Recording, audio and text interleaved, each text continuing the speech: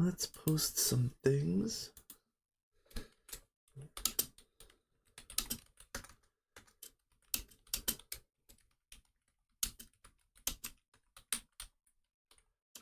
And boop, boop.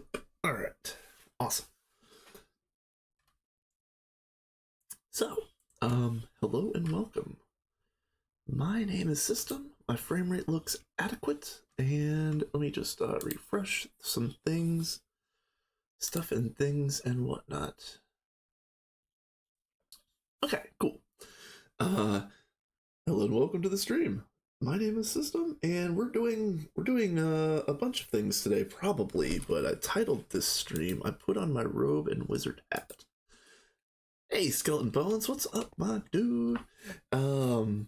Let me just show off really quick because I don't know. I haven't seen you around, or at least you may have lurked. I don't know. But this is the Minions server that I've been playing on. But as far as I know, I'm the only one streaming it. So you might not have even seen this before. This is a random potato tens community run. So this is the overworld. Let's go out to PDEM real quick. Let everything load in. This is PDEM. This is circuit view, so to speak. We're going to be working in the north here, but I'll show you the south first. So we have, we're in EV, kind of like EV plus or IV minus, perhaps. Hey, John, what's up, my dude? And Potkov, hello. Yeah, I got people coming in. It's good to see all you guys. But yeah, this is the multi-platform. It's all the multi-block. And then this is Universal, specifically Universal 1.0. I know that there's a Universal 2.0 that I think we've got to I think we need better pieces to do Universal 2.0. I don't know about that though. Mega Vac, Mega EBF. Mega EBF actually has HSSS coils. That's pretty awesome. We have I was informed the other day that this isn't even running at the moment. But I used to joke around that that the fire is required. It's like a speed multiplier, but yeah. Mox Vac Nuke running at like 99% efficiency. Can you show off the Zinjin? Yeah, sure. Zinjin. So this is the Zinjin. This is what a Zinjin is a multi-block alloy smelter, and you basically use the Inconel casings on the top and bottom row. Looks like you can do the muffler and maintenance on top, but then you do the TPV, or you do coils for these two layers, and then I'm assuming that this encasement layer is hollow, but I don't know that for sure. I'm assuming this is hollow inside, so yeah. I without looking it up, yeah. So yeah, this is one of those multi-blocks that I didn't even get to on my personal run, so I just kind of like glossed right over this whole entire multi-block. So when I came out here, I was like, Senjin, what is that? And yeah, it took me half a second to put 1 + 1 is system be dumb. So yeah, let's go back out here to the north. I want to show this off really quick, but this is Flatline. Yep, we got a nice Flatline made by HJM. This is fantastic. This is also made by HJM. He made a platform for production bees, and the ones that are running right now are Krypton, Argon, Imperial, Industrious, Explosive, Fluix. I forgot about Fluix for half a second, and then Salt. I just, within the last like half an hour, upgraded the Salt bees because here, I'm working on Essentia right now, so let me just show this really quick. The Essentia bees that I had looked like this.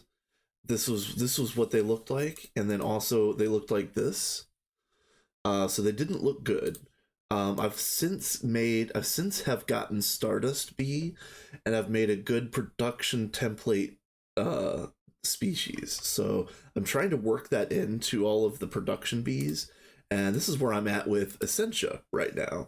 So I do have Essentia, got Blinding on here. Flower type rocks is kind of nice. Fertility can be 2 or 3 on this one. I don't really care. I'm gonna have to void drones anyway. And then look at this. Oh, this is so good. So page 2 is almost done for this princess, and so I'm just trying to make sure that I don't lose too much. I don't want to lose anything else, but I would prefer to have the 2x fertility. But I would rather have page 2 finished first. So let's see about this. That's also both 3 on that one. This is 3-3, and this is a little worse on page 2, slightly worse. So we're gonna do this one. Yeah, I'm gonna look at that because yeah, I'm always interested to see what that kind of stuff looks like. I do want to show this off real quick before I go back to the overworld. I am in the process of moving all of Magic out here with Thaumcraft first. So this is the template that I'm going to use to automate a infusion matrix, a runic matrix, I guess, and for infusions.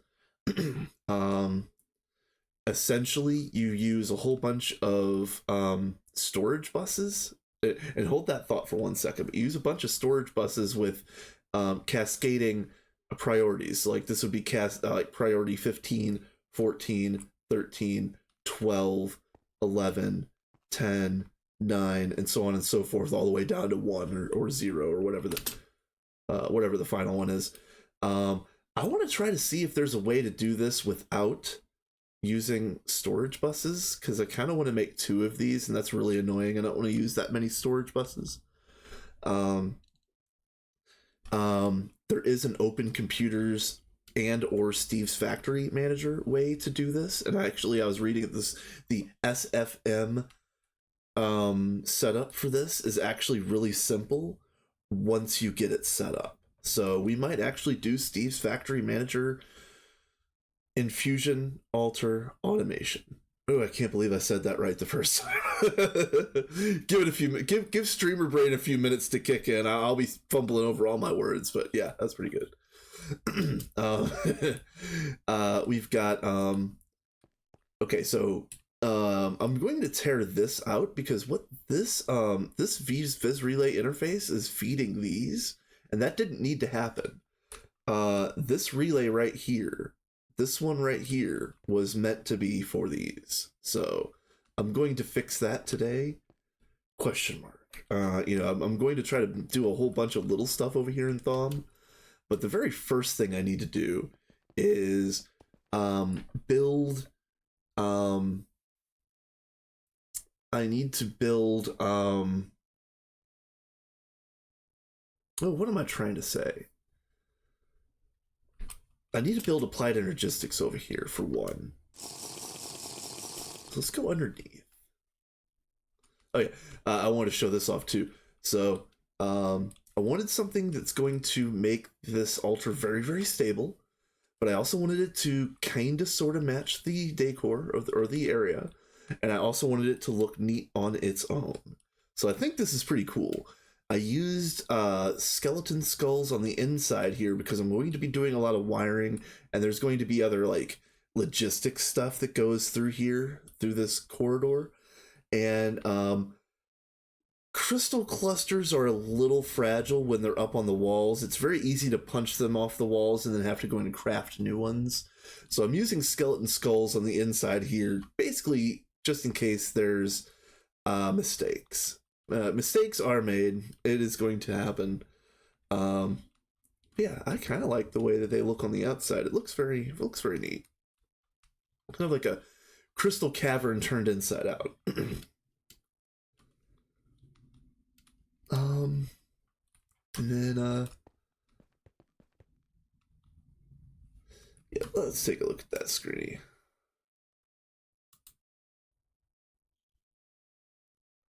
Ooh, that's extra busted. Oh my. Super duper busted. What the hell? Hopefully, like again, I don't want to cast aspersions because that's your version of choice, but hopefully that's just 2.3 things. That's busted. All right, so uh as you can see, we're trying to use we're trying to use the new production bee to make a good template for all of the bees that we're running a lot of. And I'm kind of working from like the most important to the least important. So Krypton was the most important. So that's already done. Salt, I just kind of assumed that salt was the next most important because of chlorine. So that one's done. Then now I feel like the next most important bee is my Essentia bees for this setup. And this is already programmed. So I made 63 Apimancer drainers to program to the 63 most used aspects. So there's a total of 69, so 6 are not being made right now. And I could name off a few of them, like I think Equitalis, Gloria, perhaps, Radio. There's a few other ones that just really aren't used in any magic that we're going to do a lot of. The 6 that were emitted, only one of them has any kind of use other than ethereal familiar crafting. So that's gonna be okay. I didn't want to build a whole nother alveary for those aspects that were generally just not going to get used. So that's where we're at.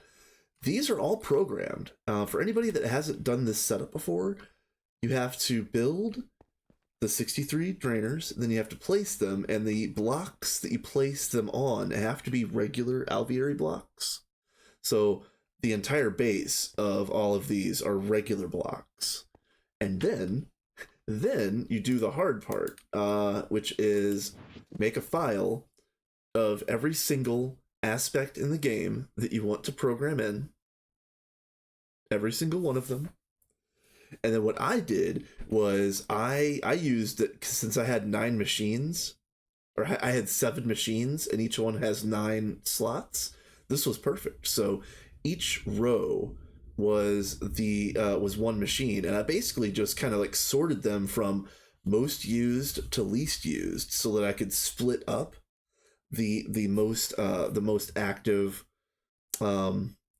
essences into separate alvearies. Just kind of like extra points of efficiency, I suppose. I don't know if it even matters, to be fair, because now I've got blinding speed or blinding production. So we're gonna be we're also redoing this, because not only do we have blinding production, but we also have we're also out here in the PDEM, and I don't need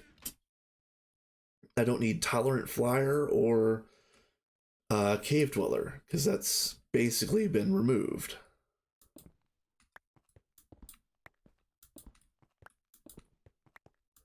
And yes, I do have one of the unstable hammers. I don't know where the good unstable hammer is, but this one is also pretty good. And the reason that I have it is I am deleting this meteor. Ihorsham made this meteor right here, and then like almost as soon as he made it, we all kind of agreed that it was about, I don't know, 50 blocks too close to the rest of the base. At least it needs to go like much further out.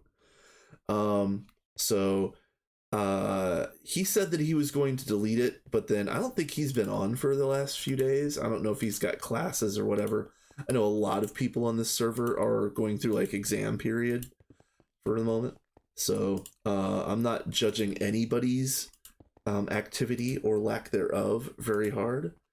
But it has been a little quiet in the last week or so. With that being said, I'm doing him a favor, and I'm going to delete this, and I'm deleting it by hand because this hammer has Fortune 4, if you see that. because it has Fortune 4, I'd prefer to use this than any kind of like automated way to get rid of this. But using the hammer is very, very tedious. It really, truly is. Actually, we have actually I don't know because I didn't make this. It was already made, so I don't actually know the actual process. But we do have the Osmotic Enchanter, and we do also have the Overchanter. It was something. It might have been Botania. I don't know exactly, but yeah, it might have been Overchanter. Could have been Osmotic. Could have been something completely different. But with that said, I have it and I'm using it, and it's been pretty. It's almost zen-like because I did set this up over here, and technically I don't even really need a vacuum hopper on here. So let's get rid of you.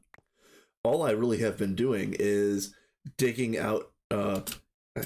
Let me back up really quick. I started deleting this thing from the top down, and so I was doing whole slices off of the top, and I was filling up a whole bunch of miner's bags over and over and over. So like take off a whole slice, fill up a bunch of miner's bags, go down there, empty out the miner's bags, empty out the inventory, so on and so forth, up and down, up and down, up and down. And then finally I was like, you know what? The easier way to do this would be no miner's bags at all. Just go to the top and then just dig out vertical strips just like this.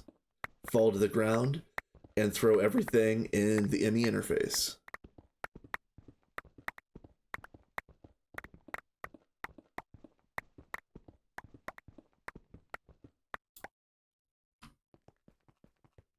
So it's tedious, it's terrible. You don't want to do this. You really don't want to do this like this. But you know what? This is a very important meteor.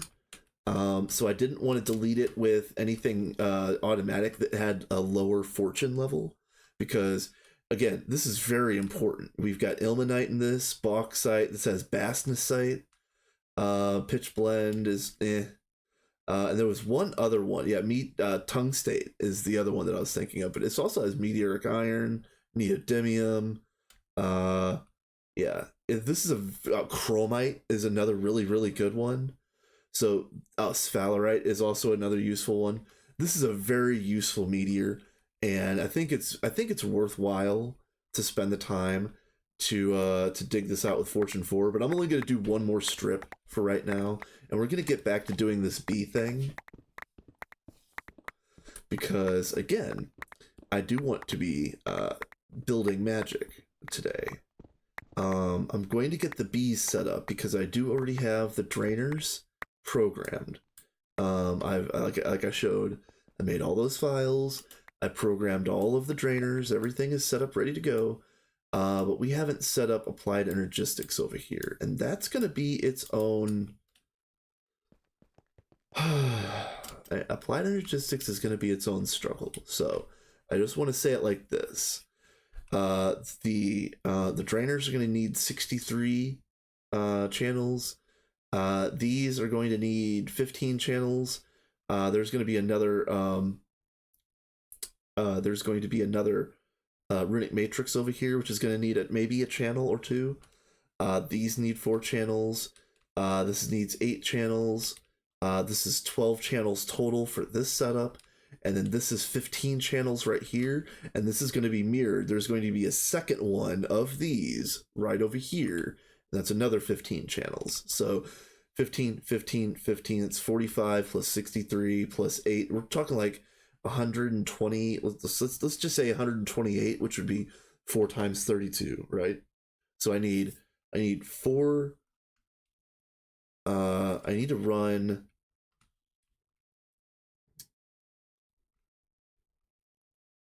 Probably what I need to do is put like, I'm assuming I need to put a like an ME controller right here in this strip here, and then feed the channels off of the controller, and then have everything feed back in to the P2P right here. Here's the problem though. I know how to do I know how to do applied energistics, but I don't know how to do applied energistics to the degree that we're doing on here on the Minions server. I kind of say the same thing about some other things. I'll give you guys an example. In real life, I'm somewhat versatile. If I needed to rewire an electric socket, yeah, exactly. Yeah, I'm going to screw something up. So yeah, bear with me. Uh, um, I can rewire an electric socket. I know the basic safety protocol. I know, not to grab certain things, so on and so forth. But I'm not an electrician. I am not certified as an electrician, never went to school for electrician work. I couldn't build anything up to any kind of standard or code. That's kind of where I'm at here. Yes, I can build the scuffed, smooth-brained version of a P2P subnet for Magic. What I would rather do right up front is build the actual, like, well thought out version, which I don't know quite this second how that would look. But I might have to look at some other places that have a dedicated subnet, perhaps like Orproc. So let's go over to Orproc for 1 second. We could look at what Flatline looks like as well. But as you can see, yeah, you see, this is what I'm talking about in regards to the subnet for Magic. I'm going to have to do probably something similar to this, where where I branch off from I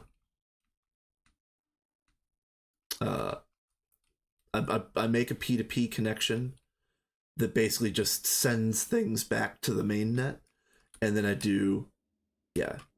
just do this.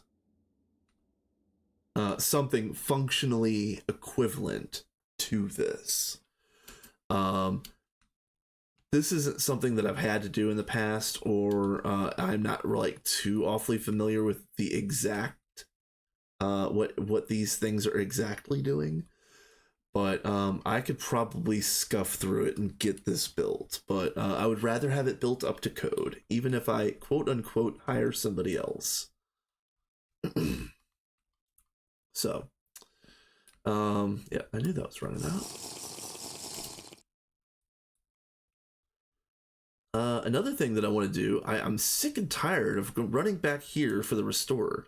John probably remembers on Vanguard, I wasn't the one that made the first Thaumic restorer, but I built like 20 more, and I put one on every single block. I put one in every single building that anybody used for any length of time.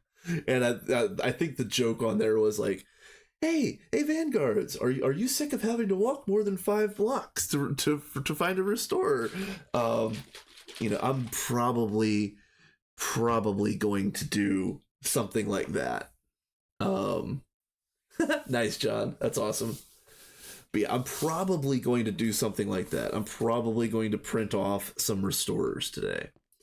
Because I would like to have restorers everywhere. And we also need to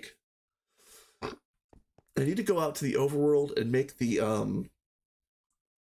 core of the instrumentum setup a little bit more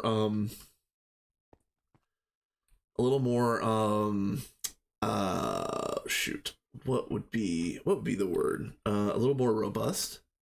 But as soon as we get Magic up and running, I'm basically just going to use a maybe even just like an Essentia output bus, or something of that nature. Well, shoot. Actually, you know what? I'm wondering. I don't know if anybody in this chat has any experience with these.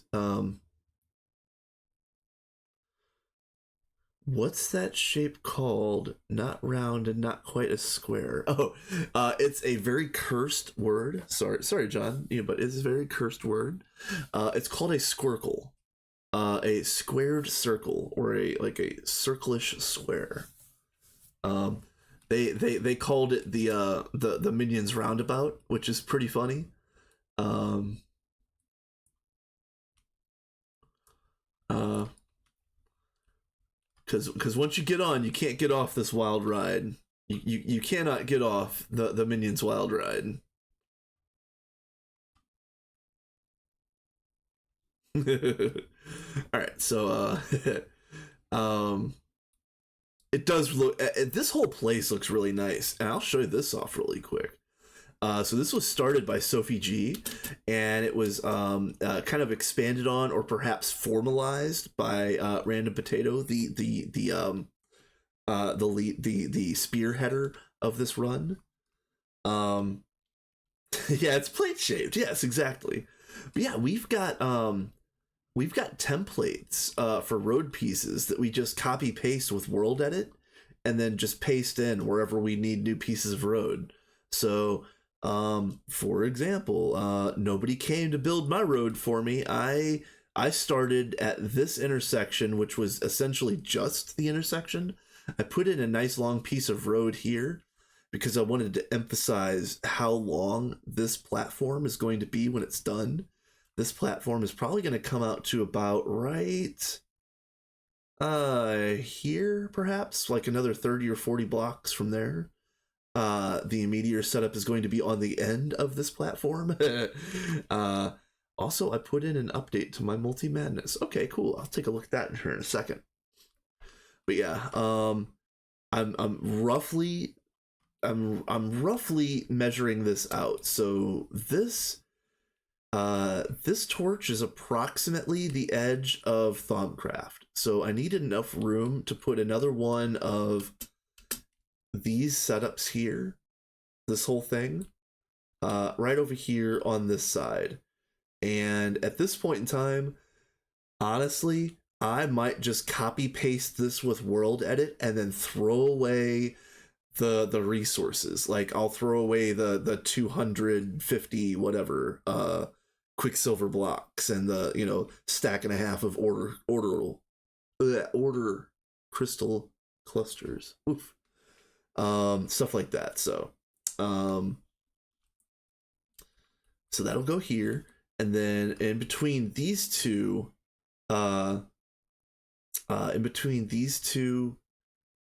is going to be Botania.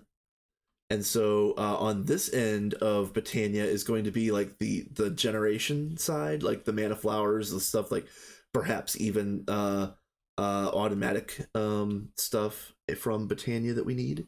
And then on this end, hopefully there's enough room in this to do to put like the Gaia pylons and maybe even a wall around the Gaia pylon fight area, so that we can have the Gaia fight here, but it doesn't leak out.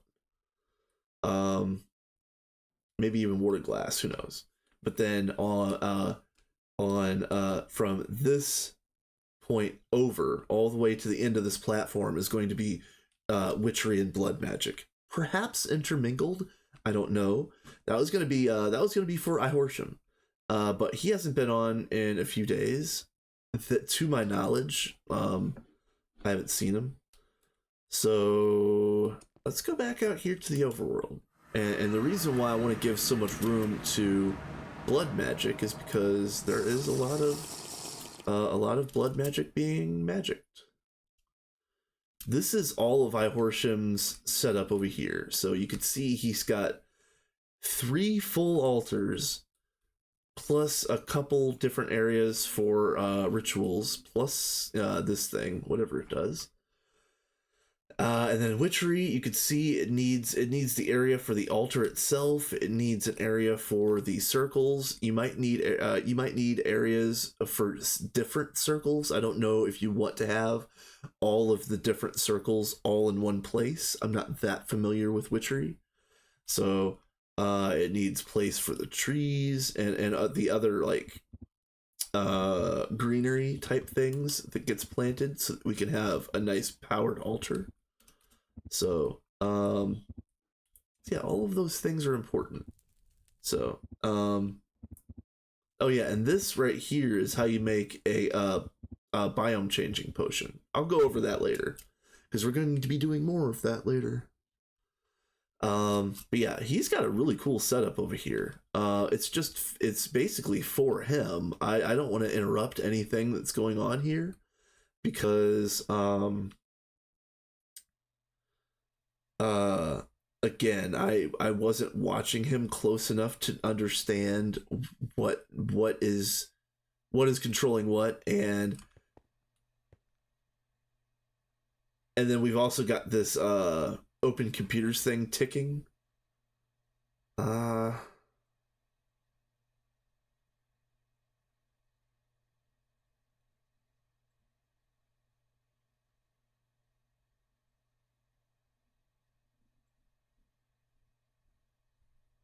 that's pretty cool.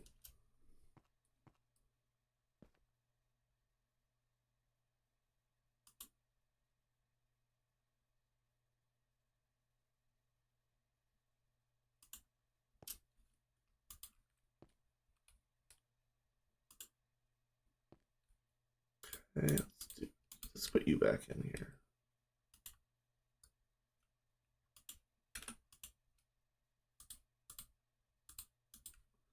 Oh shoot, did I break things? I'm gonna put you down right here. If I broke things, sorry bud. That's why I don't touch things.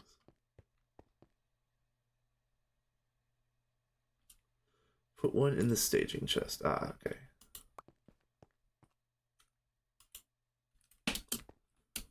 Staging.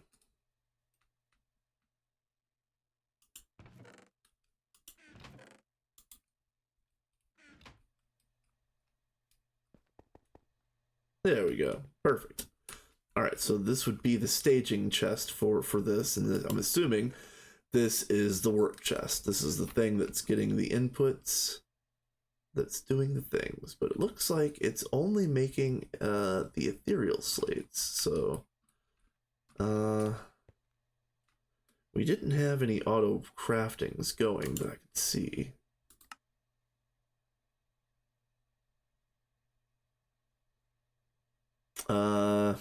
I wonder if this is stuck.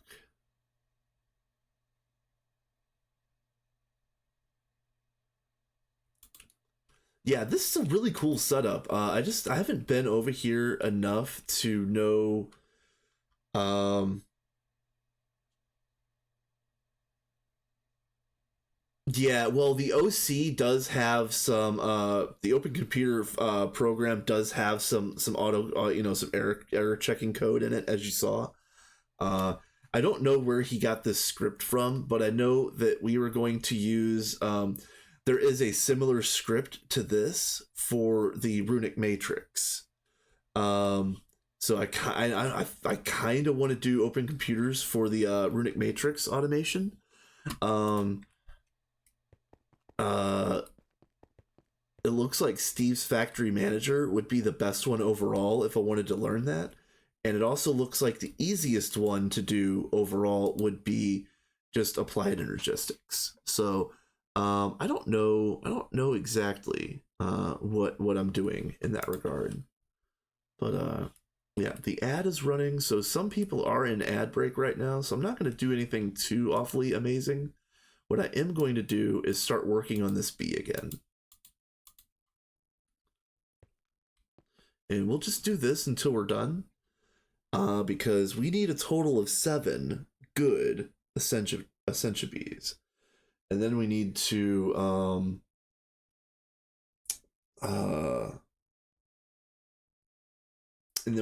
set up some trash cans, because unless I want to put 1x production on this or 1x fertility, I'm going to need some trash cans.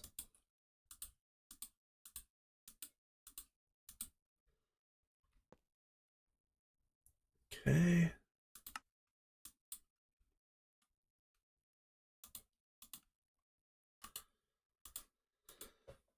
right. That's fine. 2, 3, that's fine. I would rather have 2, but I don't care. If I get 3, it's fine. It's whatever. This is the page that I'm concerned about, and this is adequate, actually. No begonia for me, not yet. I haven't done any Botania yet, actually. But I am curious to use the begonia and hyacinth combo thing that I've seen, where like I know like one does one and the other does the other. I'm assuming that the begonia is the one that makes the bees, and the hyacinth is the one that makes the bees, and the begonia is the one that makes the bees better. Because I know one of the two can take ignoble princesses and turn them into pristine princesses at a very low rate, I think. I don't really know anything about that, so I don't want to speak from ignorance, but I know that those two put together can do fun bee things. All right, see, so this one has page 2 finished, and I can work on the rest. This is probably the one that I'm using. Rocks, 2, 3. 5, yeah, you see that both 3 right there. Not that it's a big deal, but I'm gonna skip on that one. Welcome back, everybody. We are back from the break. I'm trying to make a good production essentially right now. So we're just we're finishing this up. Yeah, it's both 3 there. That's meh. Whereas this one is both 5 on everything, and this is fine. What is this one again? Yeah, short blind rocks 3, 3. And then this one is 2, 3. So then this one is also 2, 3. So here's something that I learned the other day. And again, this is going to be difficult for me to say in one shot, so hopefully I say this correctly. And this is from the GTNH wiki. So if anybody has any kind of conflicting opinions on this is literally in the wiki. If it's wrong, go there and fix the entry. Okay, here we go. If you're breeding bees, you have a princess and a drone, and each one has an active and an inactive side. Supposedly, per the wiki, you can only get traits from one side and then the other side of the other bee. Like, for example, for the Essentia Princess, you can get something from the active or inactive side, but then if you get the active from the princess, you get the inactive from the drone, and vice versa. You can't get active, and you can't get inactive. So there's no double recessive traits that are passed on, if that makes sense. So again, you can see that I have a bunch of 2x, 3x fertility traits right here. So if this information is 100% accurate, since I have a 2x, 3x here, and I have a 2x, 3x here, that means this will only ever make 2x, 3x fertility drones. So that's the information that I'm testing right now. So this should already be a stacking bee right now, even though the active and inactive are slightly different. The thing is that it just doesn't feel right. It doesn't feel like that should be true. See? This wiki is wrong. I swear. Yeah, see, I got double active on this trait, because active on both of them was 2x.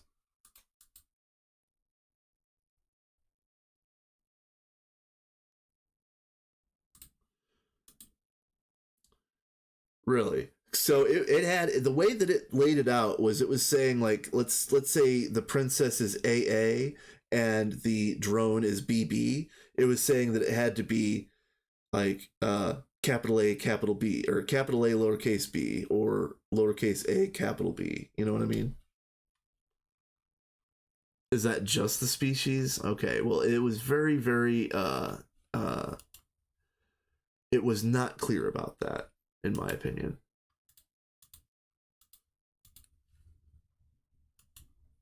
And that doesn't make sense either, actually.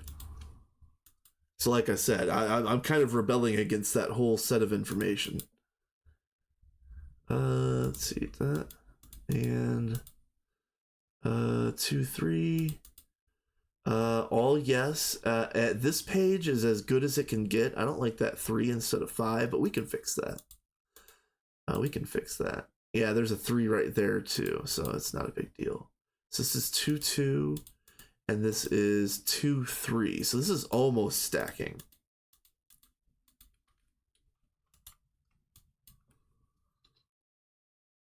All right. So,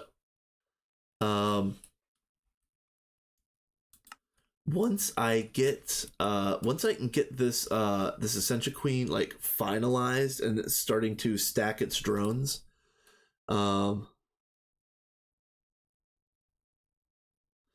the reason I read it the wrong way is because of what I was doing, because what you read is what it says. The wiki is whack. Thank you, John. Thank you.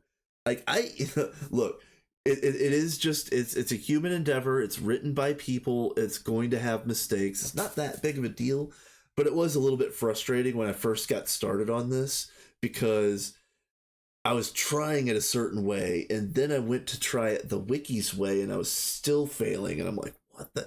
I thought it was me. I thought I was the problem. Like, I was literally going to get in Adidia's chat one day and ask him like a B101 level question in his chat just to get the real deal. You know what I mean? But then I started testing it a little bit more, like a little bit more precisely, and yeah, as it goes, the wiki is wrong. Ooh, let's test these. I made a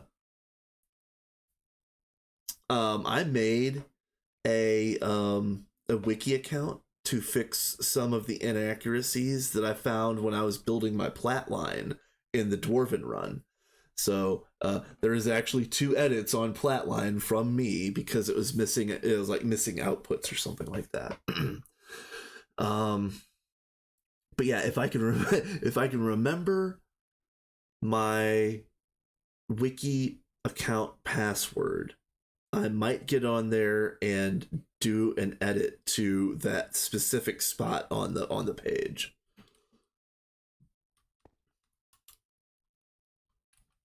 I would need to like sit down and make sure the wording of what I would add is correct, because I really wouldn't want to add something that would need to be further corrected later. So if I'm going to make a correction, I'm going to make sure that it's fully accurate before I do that.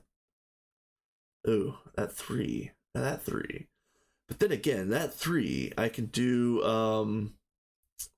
that's humidity tolerance. That doesn't matter, but I can also throw this drone in something with some sand. So this is bolt 5. And is this the one that I want? Short, blinding, slowest, rocks 2. Short, blinding, slowest, rocks 2, 3. Okay, well, that's fine. Let's take this drone, and we gotta get the water out. Yeah, the sand goes in, the water goes out.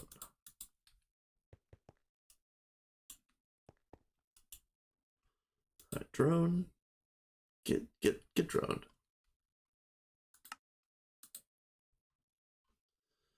All right, let's see.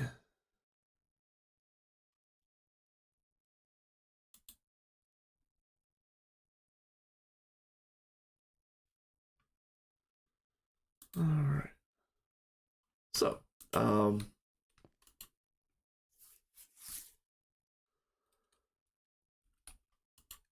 one thing that's fun, if you didn't know this, you can world accelerate the acclimatizer.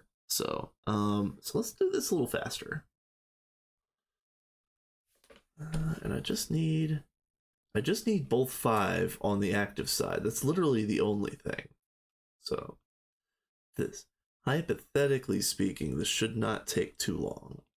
But while we're paused here, let me just say another project that I've got going on in the background. Let me take a drink.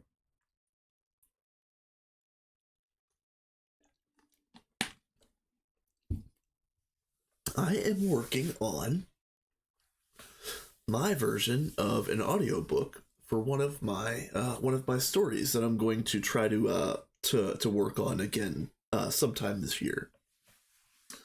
It's called Albert Huberdinkle, and it's my attempt at a villain story. Like, everybody's kind of like morally gray. Um, uh,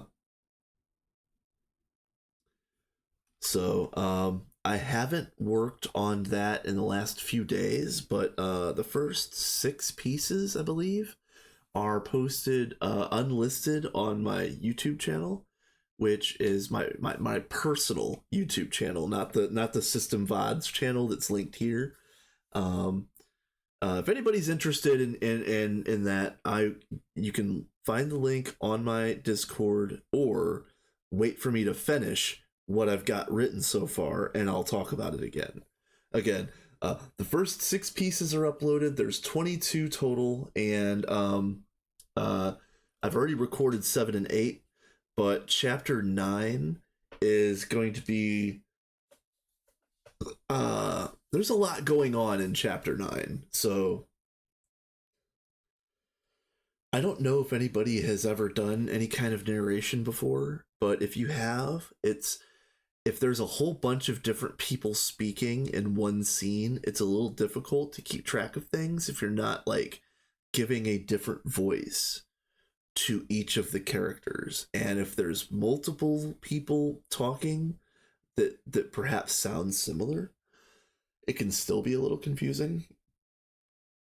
So I'm going to have to figure out how to do a scene that has like five people speaking at a certain point, and they all are kind of like gruff military men of that type of mindset and that type of like pattern of speech, if that makes sense. So so that's where I'm at.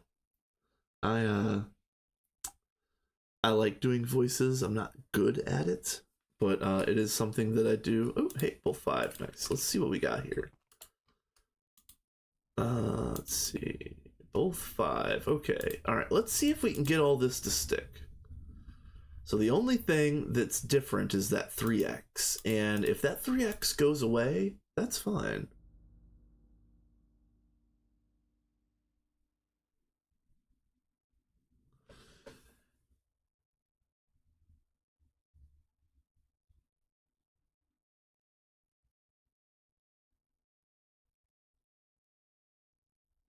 Ooh. Yeah. Okay. Uh...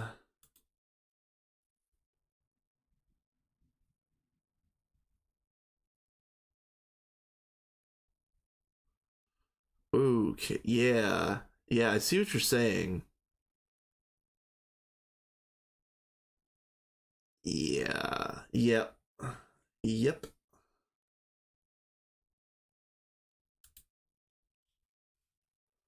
It's unfortunate that there is misinformation out there, especially since there are, a handful of people in the community that are really, really good with bees, and that information could have gotten cleaned up pretty easily with a quick conversation with perhaps a Didia cat. There's you could name off another like 5 or 6 people that would know enough about this setup in order to fully correct that wiki. So I don't think it's going to be me. If I have to do it, I will. Those with the means have the responsibility, so on and so forth. But yeah, there are people that know more, so I might just. I hate to say that I'll wait for the people that know more to add the thing. Yeah, John, honestly, that's exactly what should happen. Go here for the real information. This information is outdated. Something like that. I don't know how to do that. That would be like proper wiki format and proper like etiquette for the change and so on and so forth. Like I do care about that kind of thing, but I care more about having correct information.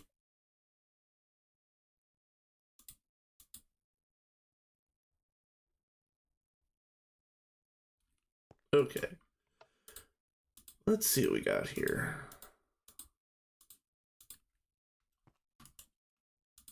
So close. Okay, 2-2. That's fine.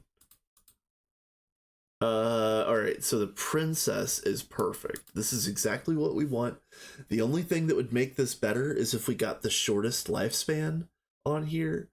But I just didn't have I didn't have any luck at all getting shortest on my production template B. So we're dealing with short right now. And it might stay as short until we get Gendustry, because man, I spent a long time getting that production template B perfect. And by perfect, I mean like 90% there.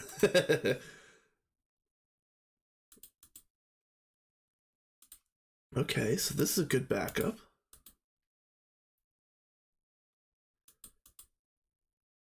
Ooh, what's the difference? What's the difference between this one and this one?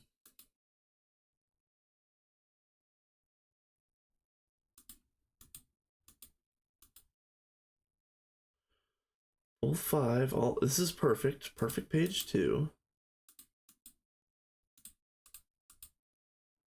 Short blinding, slowest rocks, 2-3, average none. Short blinding, slowest rocks, 2-3, average none. And a perfect page 2.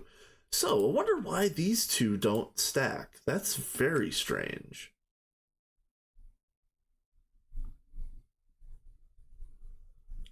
That's really strange. Okay. Anyway. It doesn't matter. Whatever. Don't care. Let's move on.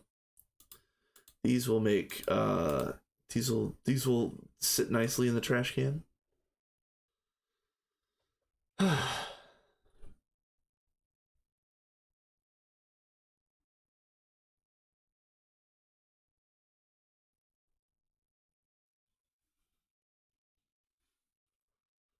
Oh, all right. I'm not stamping on the plate. Duh. Duh. All right. Let's check this. 2-2, and the drones are stacking. Okay, this is fine. Let's double check this. 2-2. Drones are stacking. Everything is good. Let's move this. So then what we're going to do is hold on. Hold on. Let's do some housekeeping really quick.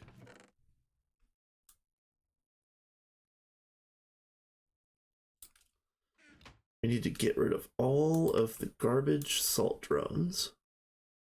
Literally all of these are trash, including the stacking ones, but I'll save the stacking ones and put them elsewhere.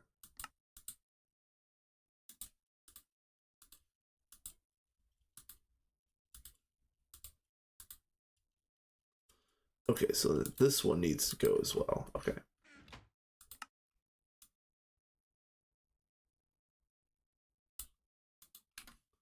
All right. So then take you, and you. Okay. So those can go right here. So this is my production template B right here, and I'm just gonna keep the salt B right here so that so I can keep track of it. And then I have a total of 6 Essentia Queens already made. I need to make one more, but this process is going to be really easy now that I have this bee finalized. So let's do this really quick. All we're doing now is printing off a bunch of drones.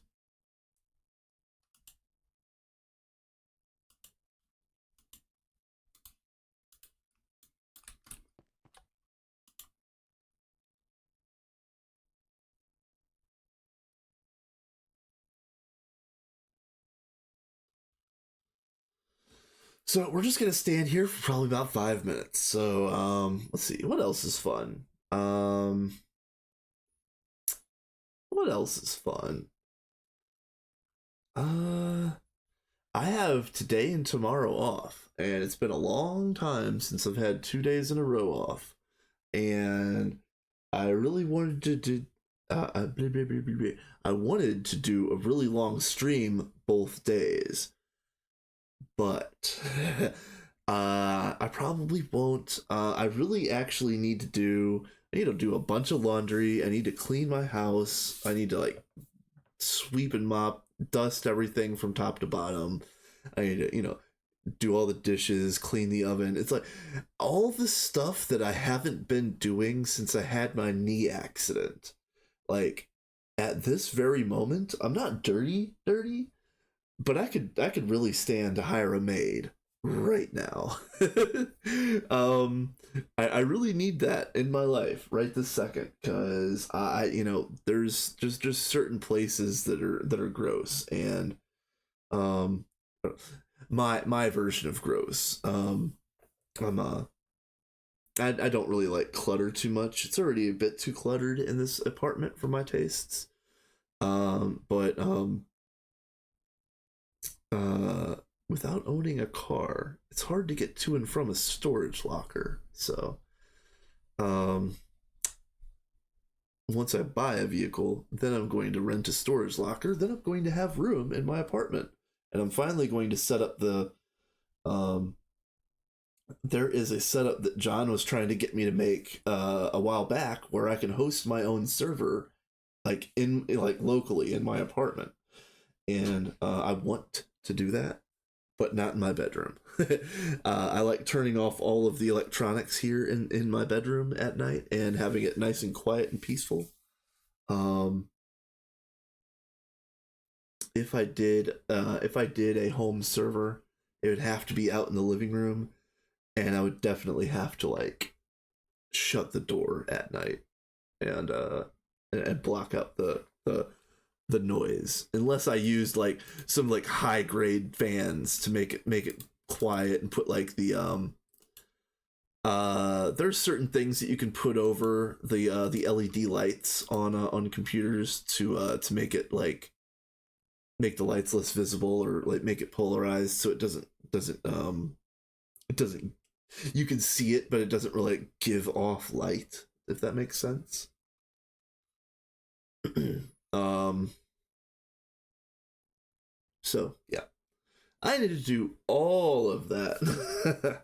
But first, is saving my pennies to buy a vehicle, and I'm almost there, but not really.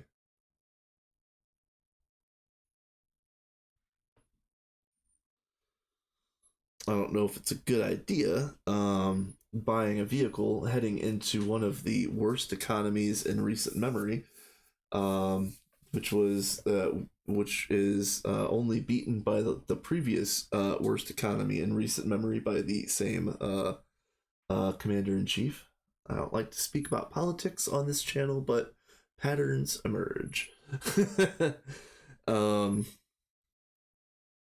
we're talking about patterns, not politics. um, but yeah, I have to buy a car. So, um, honestly, I should get out and start doing my looking tomorrow, even though I'm probably still a month away worth of paychecks before I'm seriously going to consider purchasing a vehicle, like pulling the trigger on one and signing on the dotted line somewhere. Um, but again, I could probably get that ball rolling uh now.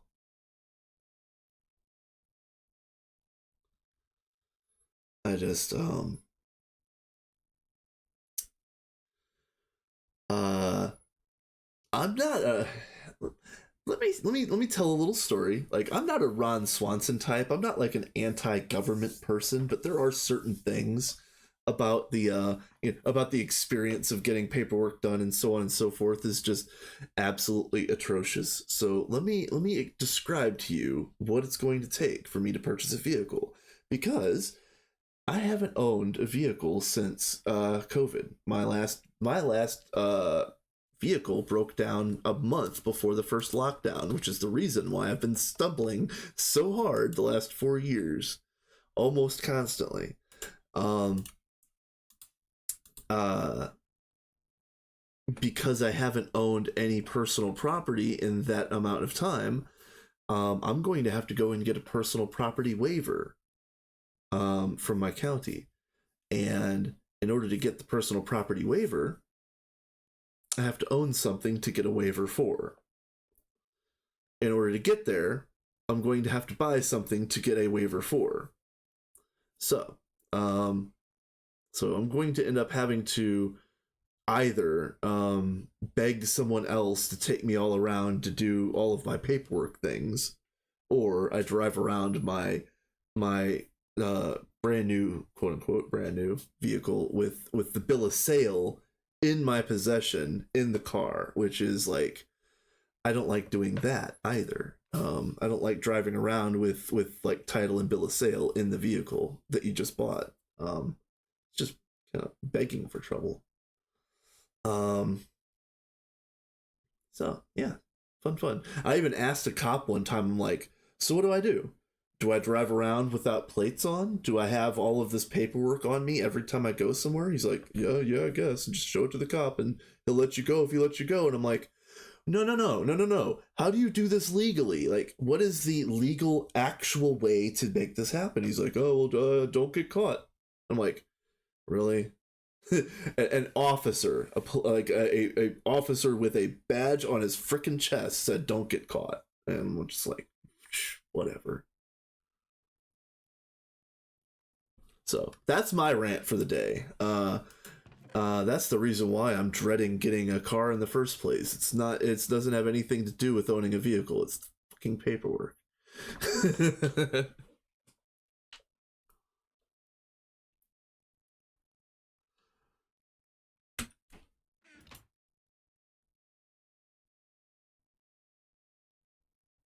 That's that. You know what? That's a good call, John. That's actually probably the best way to do it. Let the wiki nerds do the wiki thing.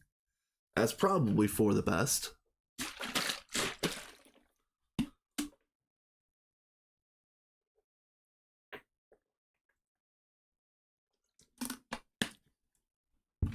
Okay. Now it's time to get out these other queens.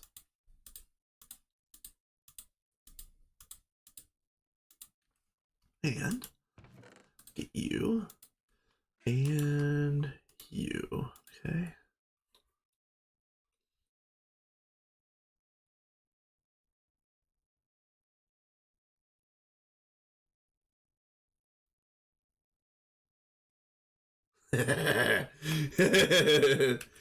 Yes, it does indeed go to the next team. It surely does. Oh yeah, I forgot. The OG Essentia queens that I made are hot garbage. They don't work at night, or in the rain, or underground, or basically anywhere. They're lazy. Very lazy queens.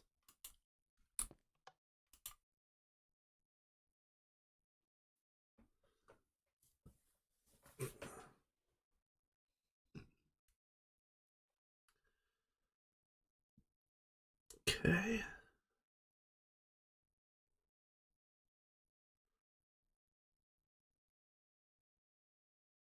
Oh, not yet.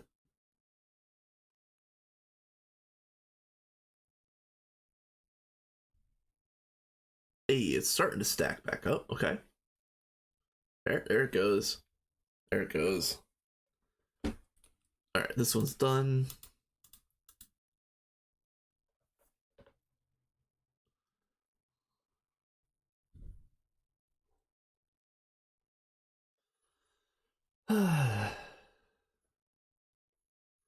So once we get these in, um, it'll be time to start thinking about the applied energistics system for the magic area. And again, I'm probably going to have to go and look at what they're doing for other areas of the PDEM. Because I want it to be functionally equivalent. Is this stacking? It is stacking. Okay, that's fine. Get you in there.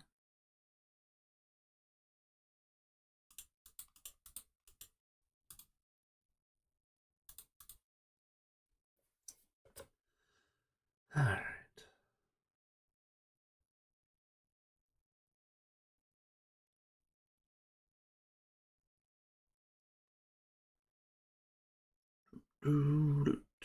Oh, I think they're stacking finally. No, not yet.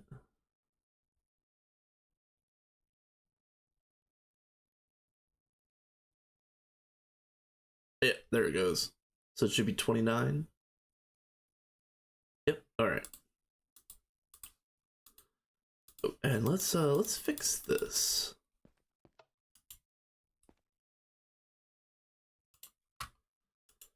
And boop.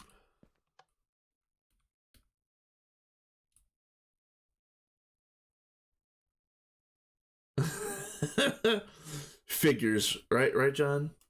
I got so frustrated here on Minions because they tore down all of the forge hammers before we had a new forge hammer on applied energistics, and the multi-block forge hammer is IV, like IV coded, which is really annoying. But I made it. And I might complain about this a little bit more once we get back out to the PDEM, but the the multi-block platform has two P2P connections so at this moment, and both of them are maxed out at 32 of 32 channels. We literally cannot add anything else on the we literally can't add anything else on the auto production multi-block platform without adding another P2P connection, which is incredibly annoying.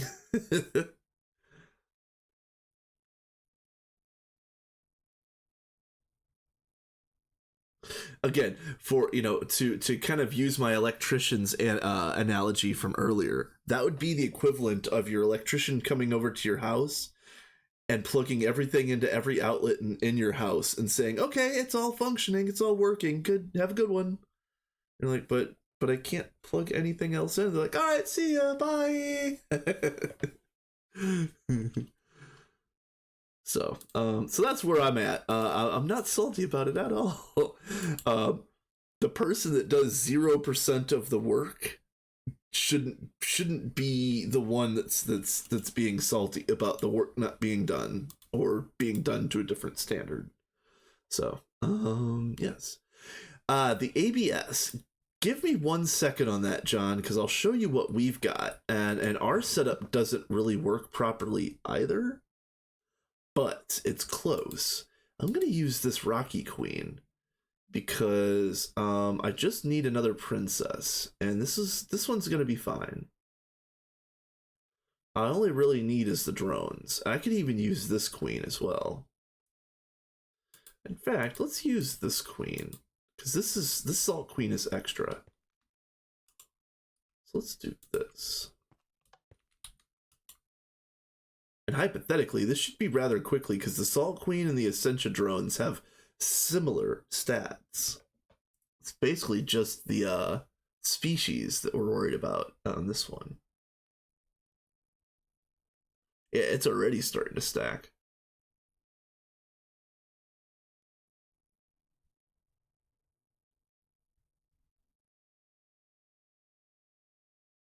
Oh, there it is. Nice. All right.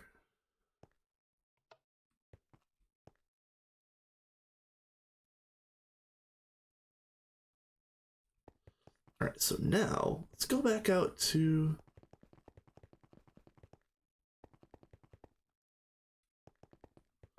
Oh, okay. So, yeah, I was going to show you the ABS setup out here, but it's also busted. Yeah, plus the in-game document is accurate. Yeah, yeah. Our ABS setup is not great. They were trying to do kind of sort of like a universal setup, which long story short, essentially you have two different inputs and you put the even numbered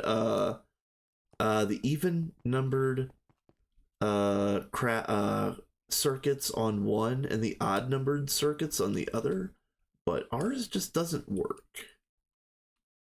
You can see what kind of a mess they've got under here. I don't know who set this up, but it's just absolutely like all over the place.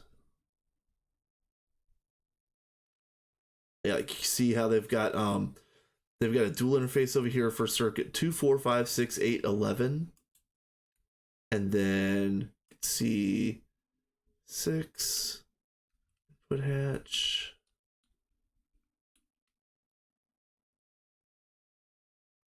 And then over here, you can see this is the input for 1, 3, 7, and 9.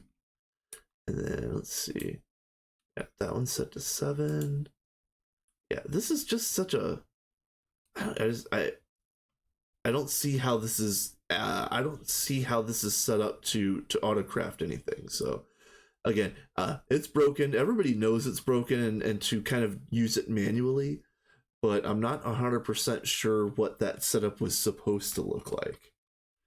It looks like it was kind of like a scuffed universal, but well, yeah, who knows? All right, so now let's get up here. We can finally do this.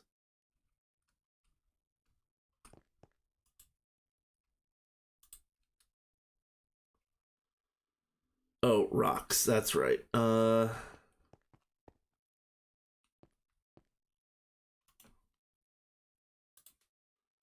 Let's just do...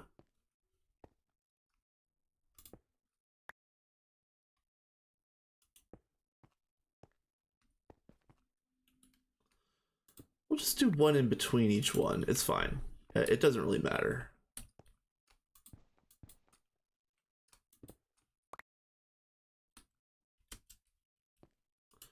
I'll figure out something more aesthetically pleasing later.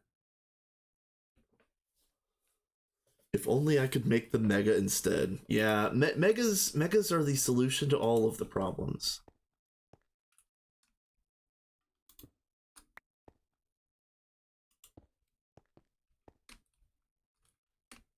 In fact, speaking of megas, I was watching Kat and Vin earlier, and they were talking about there's potentially going to be a mega, like a magic mega that's added to regular GTNH that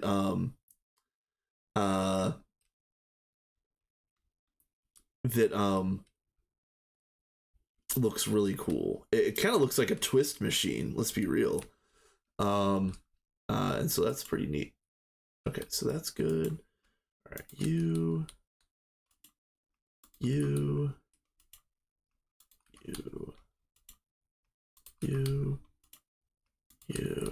and you. So now I'm going to need to void some drones. So we're gonna have to do self-feed conduits with like a low priority trash can, I suppose. I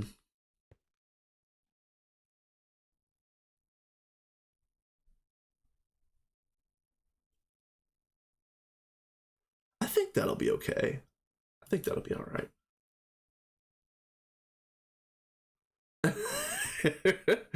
John, it makes no sense whatsoever. Just ABS things.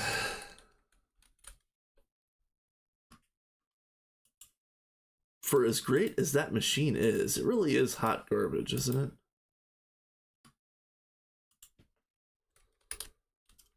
Trash.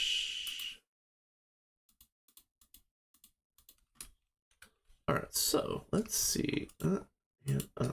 And we're going to do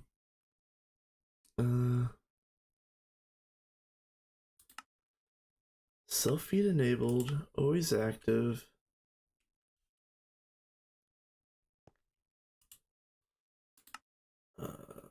Let's see. Self-feed enabled, always active. And then let's do priority 10, I suppose.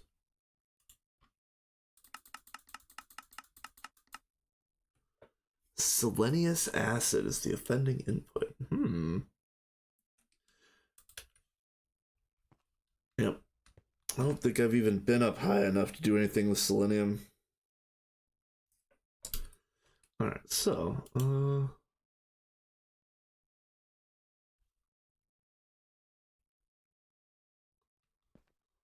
let's see. Let's make sure this is working the way that I want.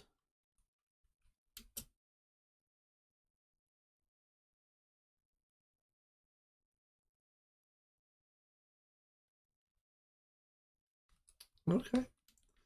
Looks good. So now,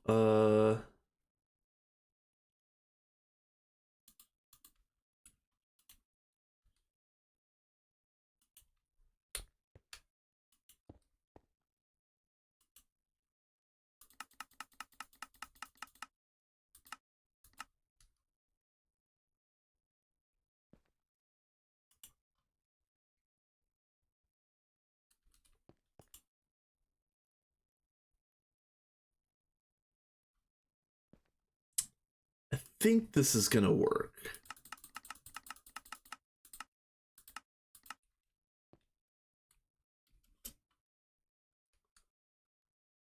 I think that works. Maybe we'll wait to set up the rest of these, and to find out, just to make sure that I'm not going to be throwing away all of my princesses and drones. Only the extras. This hopefully only throws away the extras. You're a hairy wizard. Yep. I have put on my robe and wizard hat. In fact, I've got a kind of a nice where is it at?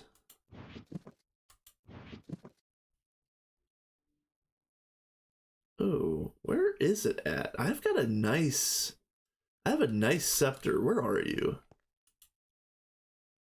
Yeah, look. Icorium adorned, ichor woven silverwood scepter with 2 augments on it. It's got 1875 capacity, and if I put on the good equipment, 24% viz cost. Fantastic. I'll take that back. Thank you. Which does mean I'm gonna donate this to the cause.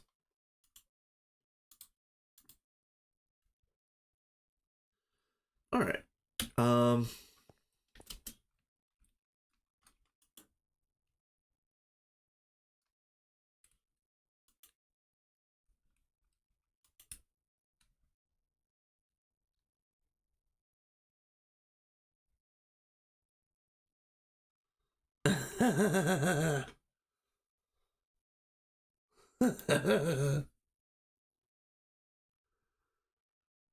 That is certainly not the worst. And I do kind of like how you've got the lights up in the air like that. It's very easy to see. I've been thinking a lot about like let's actually demo the thing that I was just going to talk about. So let's see. Yeah, like for example, this one could be a good demo. So let's get wireless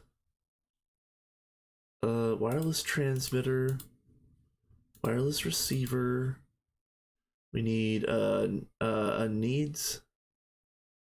regular needs maintenance cover. And a soldering gun.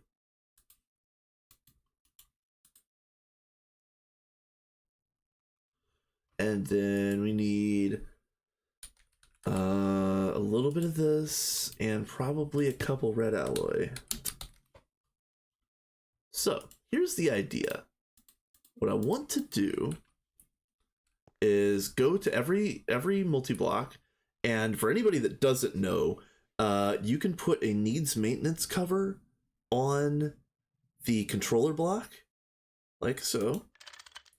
And then you can use a soldering iron, shift right click it to set the output to strong, and then it's going to output a full redstone signal into this block when this machine needs maintenance. You do have to make sure that it goes into a regular casing, not a bus, a hatch, a maintenance hatch, none of that.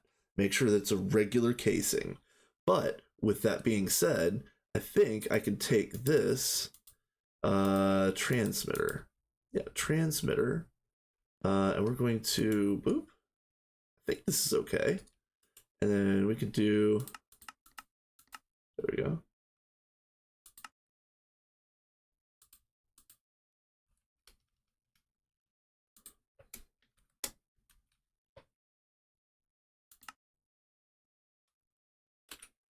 So then now, if this had maintenance issues, it should give a wireless redstone signal to anywhere that's loaded. So what I want to do is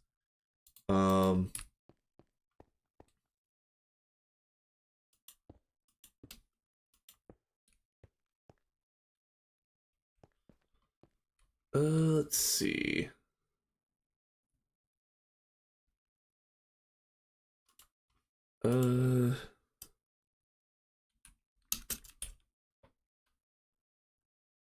Yeah, we'll do inverted red. That's fine.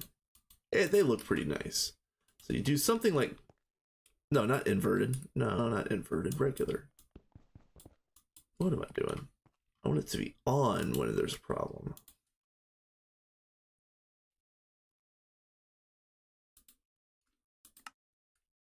There we go. So this, and then again, this is kind of just a scuffed way of doing it, but we're gonna do like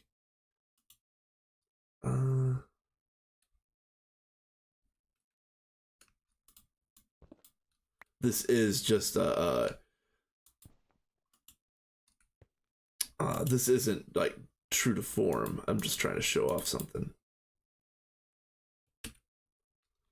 So hypothetically speaking, I want to build a whole wall of these types of lights with these types of receivers in whatever configuration actually works, because I haven't tested this specific implementation, and I'm pretty sure the way that it's built right now is not going to work on one of these two sides. I'm pretty sure that this setup as it sits is not functional. But I really want to do something like this. We're gonna get the crowbar.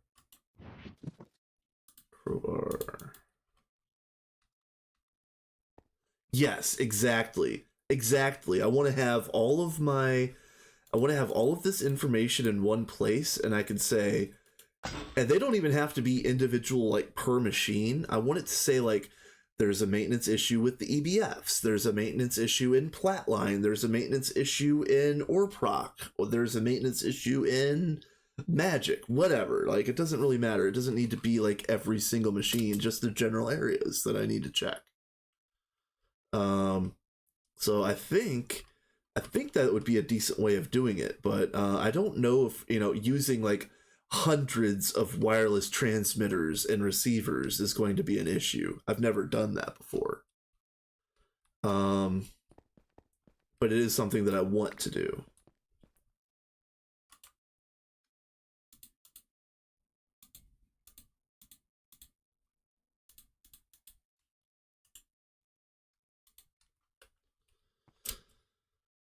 back to up here. I want to see. All right, how are you doing? Okay, you have a drone.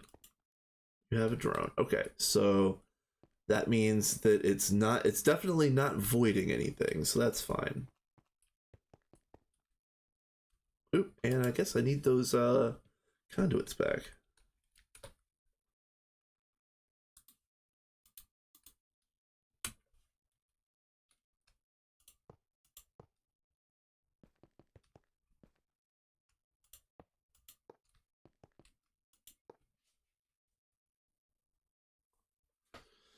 Okay. Let's just have an open hand. Priority 10, self-feed enabled. Yep.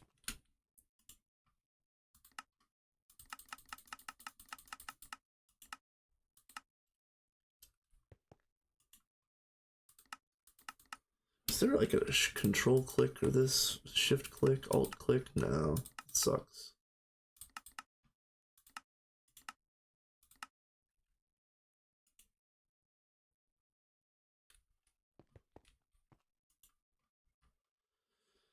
Let's see.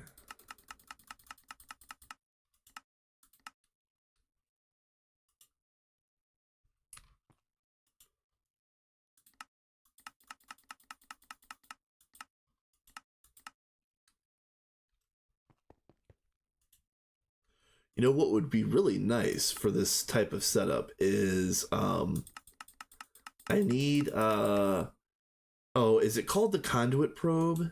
The thing that allows you to save conduit settings and paste them into new conduits.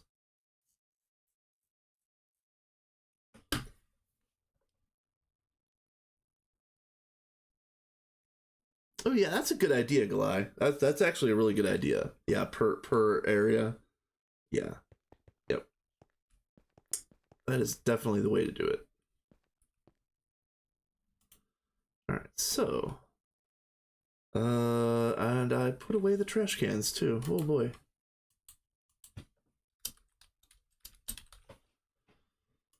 That's fluids.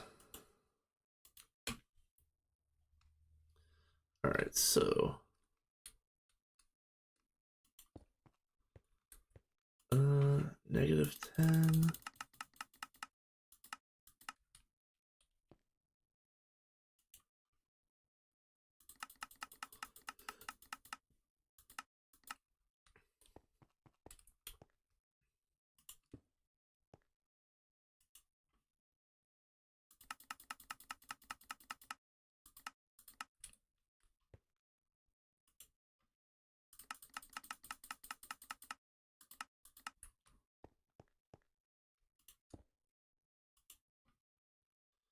Let's see.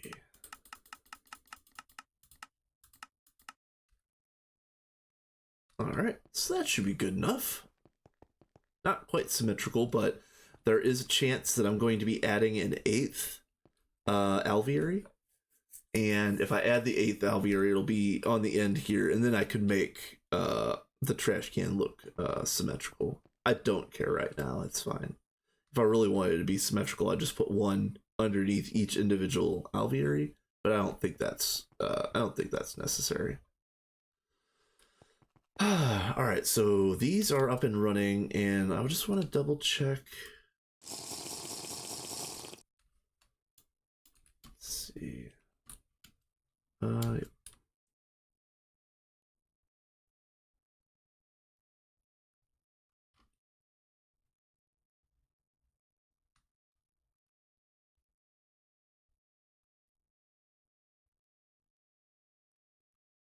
Okay. Okay.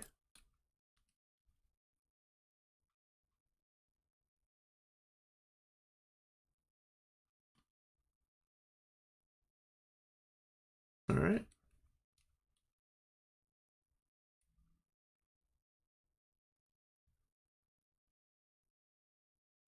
All right.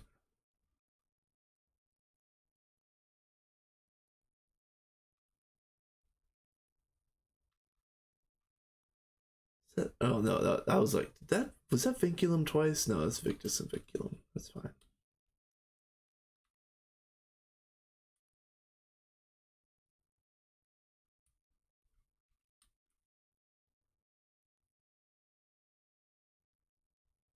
All right, yeah. I think all of that is up and running. So here's the idea. I need to get these configured onto channels, and I need to move over Sophie's setup in the overworld. So let me just show that really quick before the ad starts. The ad is going to start in a little over a minute. On this channel, I like to let everybody get up, get a drink, get a snack, stretch, let the dog out, pet the mom, whatever you gotta do, whatever it is that you've got in your life. Take care of your life, bio break, whatever it is, it's fine. But I'll show this off first. So, she has this setup right here, which has a 4K Essentia storage cell for every uh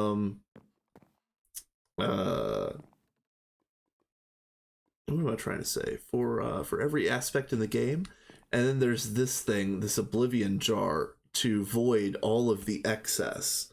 So, uh, the if we do that the same way out in the PDEM, this is going to be like working overtime. So there's got to be a better way to deal with like excess essentia.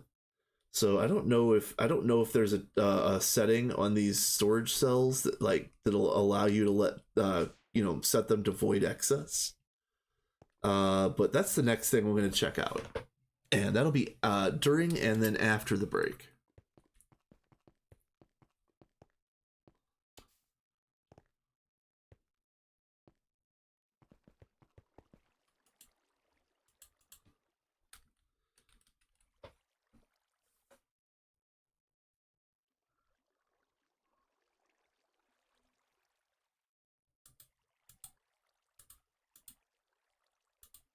Ooh, I think that needs Essentia to craft. So let's go and check that out. Yeah, no kidding. I literally might craft. Uh, it would end up being 69 256K cells, and there is a chance that I get that craft started tonight. All right, let's see about this.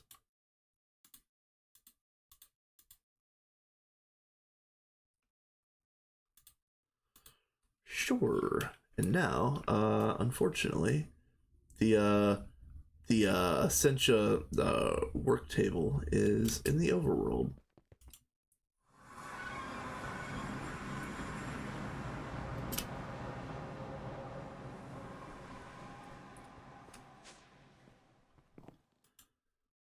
Yep, right here. So what are the options? What are the options?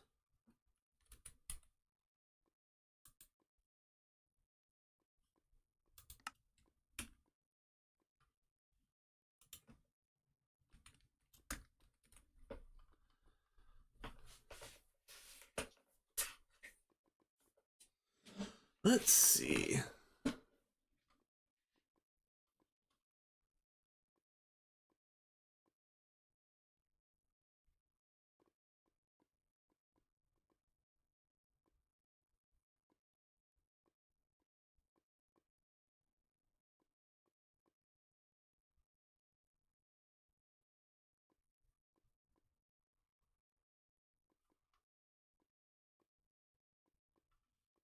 Uh,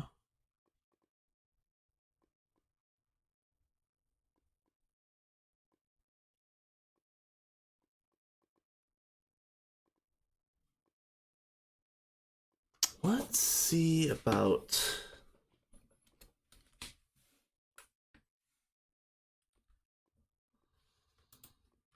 Okay, what do we have in Thaumic Energistics?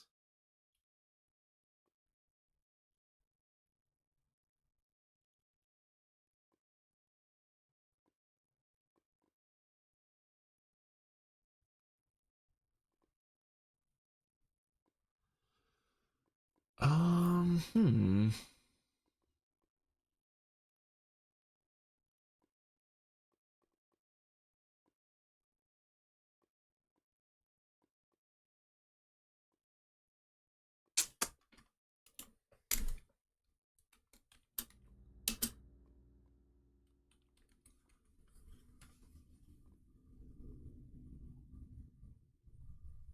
That's not what I want. For sure.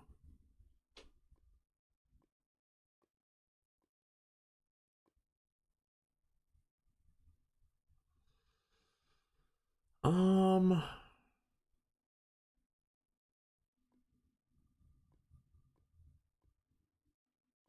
Hmm.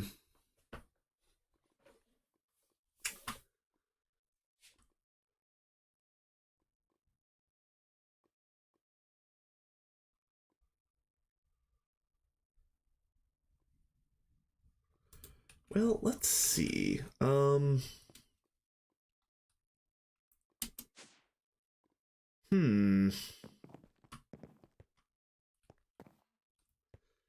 Let's see how hard it would be to make some better cells. Let's go out to the PDM,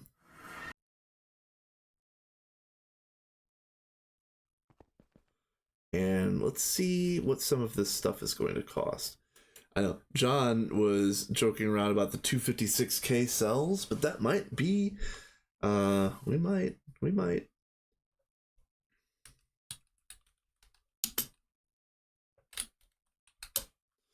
So we're currently using 4Ks. Uh let's add on a lark. Let's see what the 256 cost. Uh More advanced circuit board.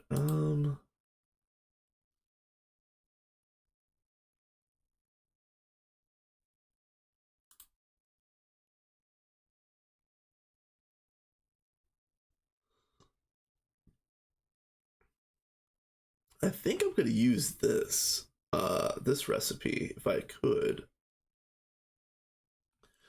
More advanced circuit board. Let's just see if that's auto.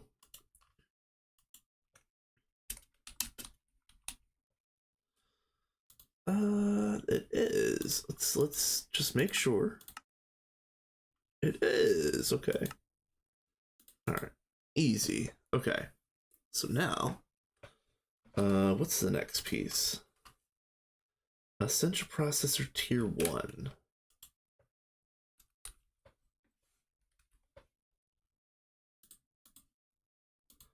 Oh, these are not. Okay. All right. Engineering processor, essential circuit.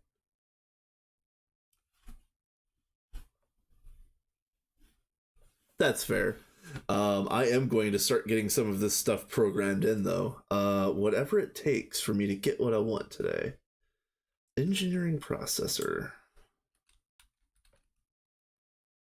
And are these? Yeah, let's craft 100 of these. Oh, we're missing diamond. Hmm. Oof. We're missing a lot of diamond. Okay, let me think about this.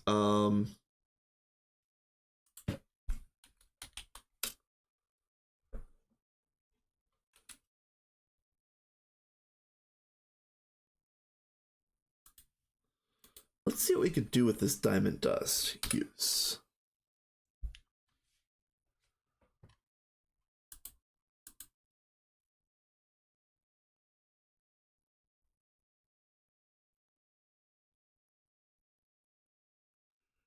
We've got infinite amounts of industrial TNT. Why don't I just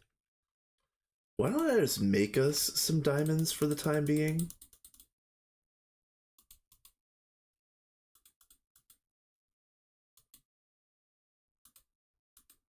That's good enough. And then I'm going south because I saw the implosion compressor down here. allergic to throwing things away. Yeah, you know, it's funny because I've thought about doing something like a voidless run, but oh my goodness, that would be a lot of work. Ooh, where are you? Input bus. And then where is?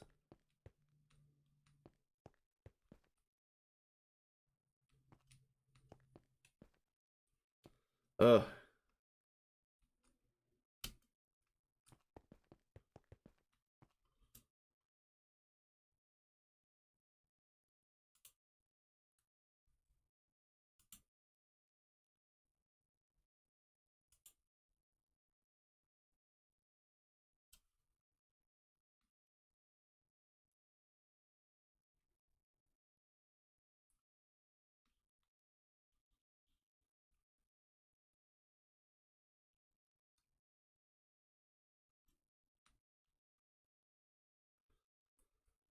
yeah, I really got to figure out some of this wiring that they're doing down here because none of this is difficult, but I've really got to figure out where I can like squeeze some extra channels out of whatever is uh put down here. So it looks like I'm going to end up having to input my own industrial TNT, so that's fine.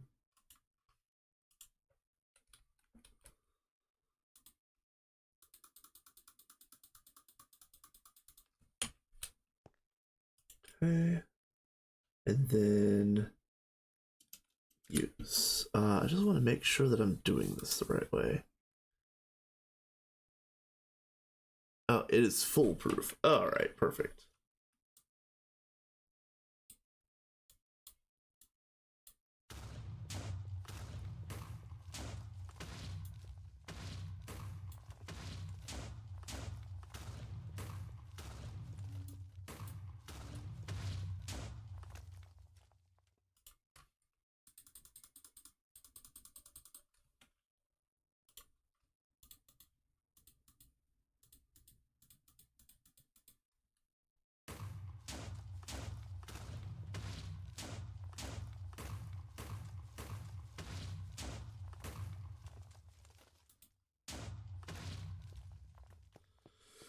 Okay, let's see what we're looking at now. Okay. All right, so now let's craft. Let's craft 100, which is going to be 128, right? Yeah, that's fine. Start. And then, oh, we are clearing this. Because it was hung. Let's see. And this is, oh, that's right. We don't have poli-sci on passive. I totally forgot about that. That's annoying.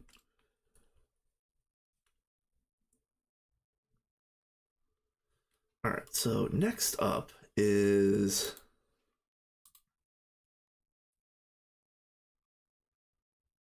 Essential Circuit.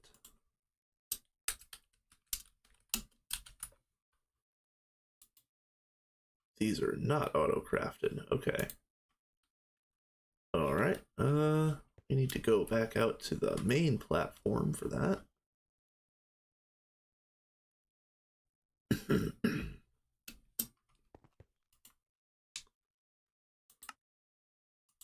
All right. This is forming press on HV. No problems. Let's do 8 at a time. I don't want to do too many of these at a time, but we do want to multiply this up. And that goes to the forming press.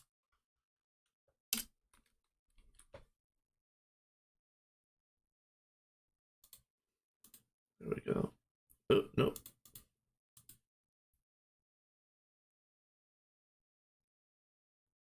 Yeah, I think I made the right choice. That's fine. All right, so now We need to make sure that Lapitrons and pulsating chipsets are also automated. So let's look at this. Pulsating. Nope.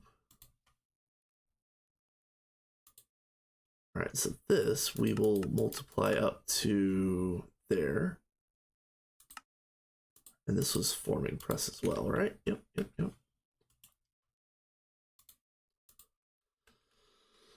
And then redstone chipset is a laser engraver, redstone plate. Okay. All right. So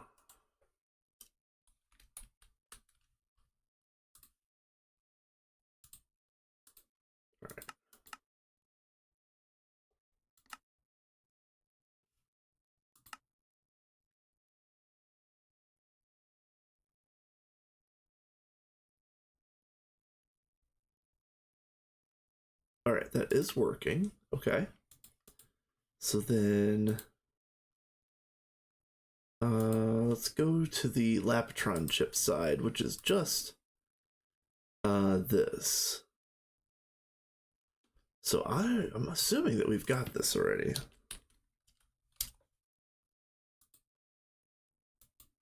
All right, so let's see. Let's craft 10 of these. What does it do? Oh, nope. Let's craft 20 of these. All right, so Lapitrons are auto-crafted. So let's go ahead and get that going. I just want to, I'm verifying that everything actually works. I didn't set any of these patterns up. I'm just making sure that all of the automation is accurate and working. Since the population of this server is relatively low at this current time, I probably should have went through and did a maintenance check. So let me do that now. But I really didn't want to spend too much time on a maintenance check because it is indeed annoying, and also how like I just showed, I would rather be able to know all of the maintenance issues all in one shot by having some sort of visual, like a light board. There we go.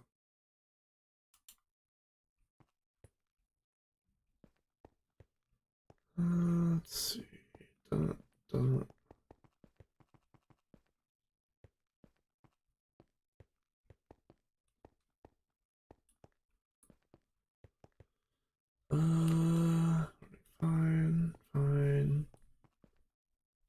Fine. Oh, yeah. Fine.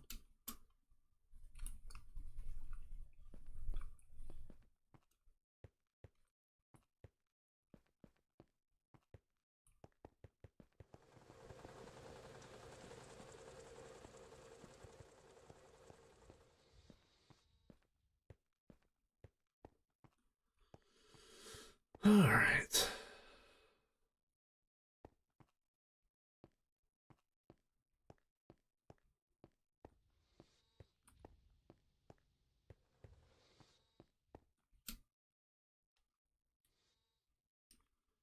All right.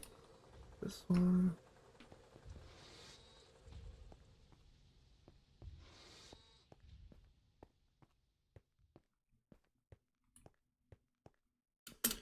I know somebody did mention the fact that we're really close to getting a drone center, but I know that it hasn't been made. So, yeah, whether or not we're close is irrelevant if it isn't made. I know I'm not going to be the one that's making it. That's just because I'm sidetracked on so many other things. And this one is right here. Yep.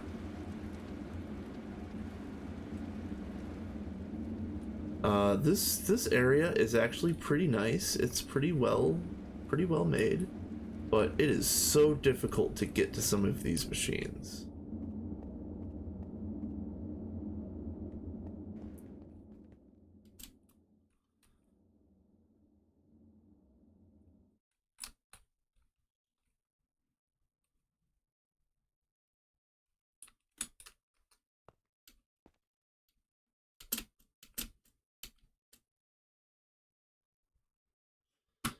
All right.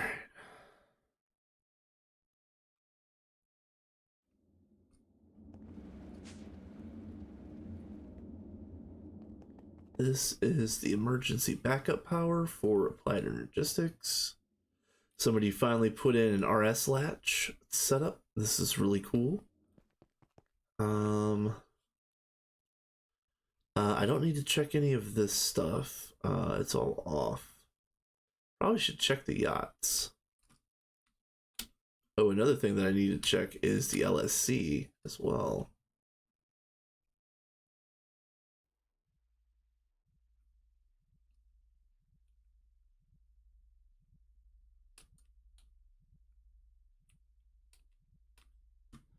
Let's check the LSC. Whoop, hello.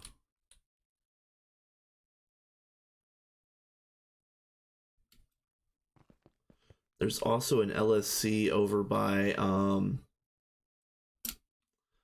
the megas that needs to be checked.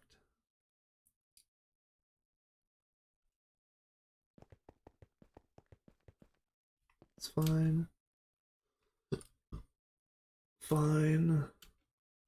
Fine. Okay.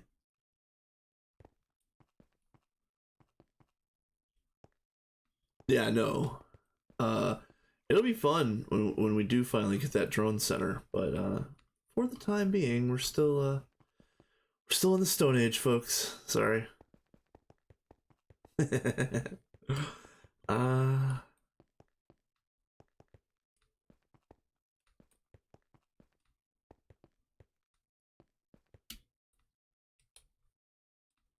yeah, I forgot about these over here. Yeah. Oh, good. Okay, this. Okay. Alright. Oh, I didn't know that. I did not. So we're living in the future for real. Okay. Alright. Ooh, what are you?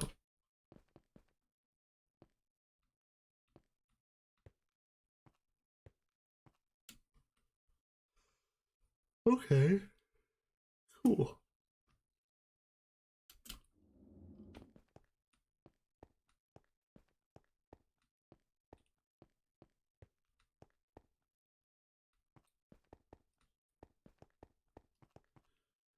Oh, hello.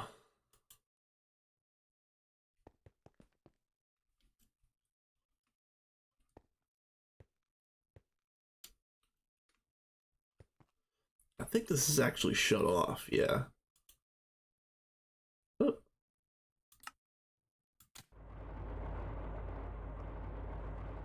So it was shut off due to power loss, not due to any other reason. So that's fine. 150 hours ago, man.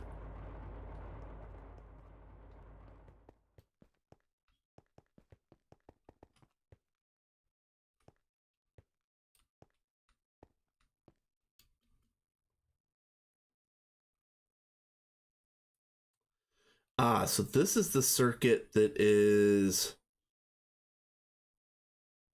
uh not here. Where was 5? Where is 5 at?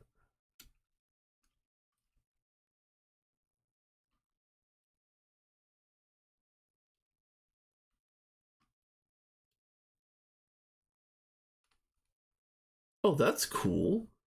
Oh, I don't know who put this in, but this is really neat. I like that.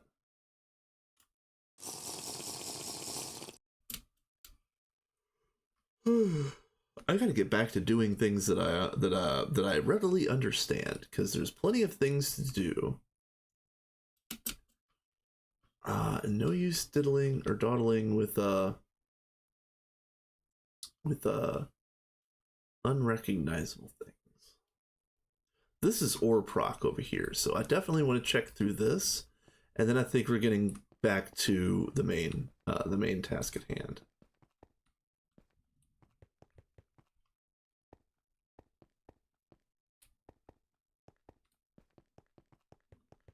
Speaking of ore proc, I did throw in a whole bunch earlier. I wonder if that's been processed.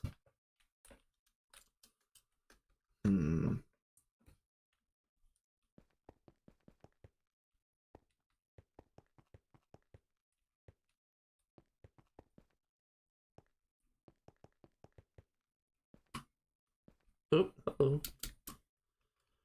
See ya.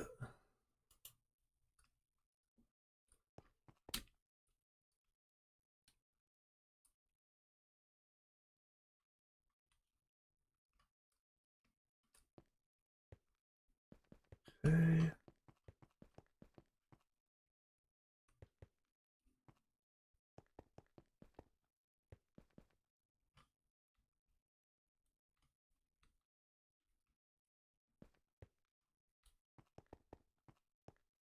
Alright, that's fine, fine. Adequate.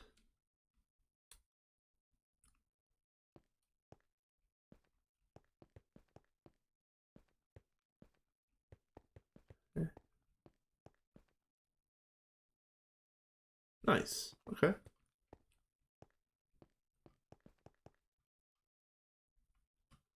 Cool. All right. That looks all right. Okay. Where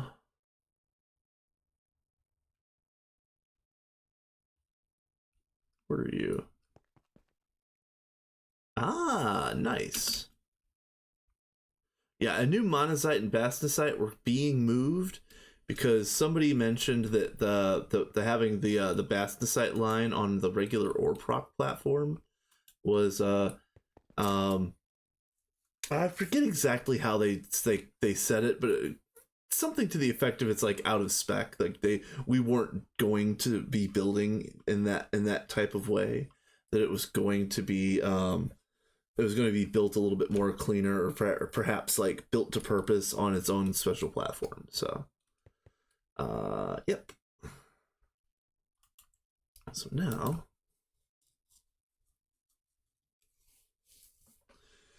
let me think about this. Let's see what the price would be for 256 of these. Not 69 of these is what we would need.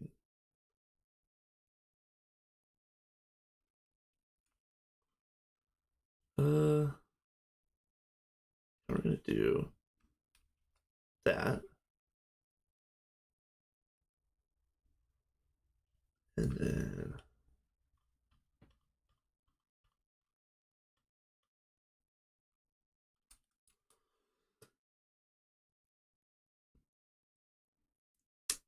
well, I guess what we could do is we could start ordering pieces. So we're gonna need 276 EV circuits. So let's see what we've got.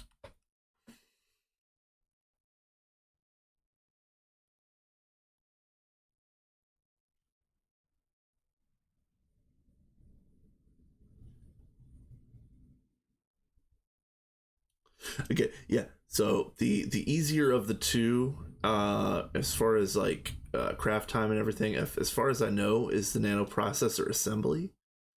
As far as I know, and again, I've tried to explain this, and I always fumble over the words, and people don't understand what I'm talking about. We're going to skip the quantum processor for like auto crafting purposes. Yes, we're making these. Yes, we're going to have this on auto. Yes, it's going to be available. We're not using it. We're using this. So let's order 300 of these and see what it looks like.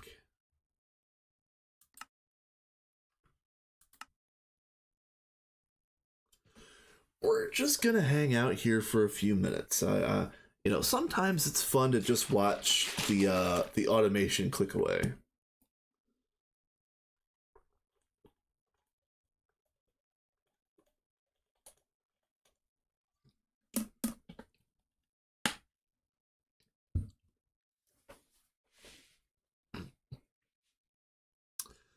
Um, yeah, after stream tonight, hopefully, if my voice is still feeling up to it, I'm gonna start recording more pieces of my story, and hopefully get a couple more pieces of that finalized and put on the playlist. Speaking of playlist, I've also started building a playlist of music because sometime soon, I don't know when, but I want to do a stream where I play a bunch of music, and I know you can configure um you can configure OBS to uh send the music channel uh to the stream, but not to the VOD. So I need to look into how to do that, and as soon as I figure out how to do that, we're gonna have a fun music stream one day.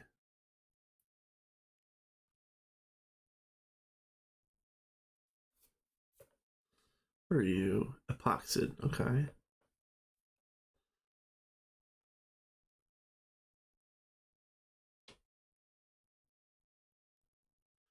So, as you can see, one of the problems that we're having here is we're still doing we're still doing all of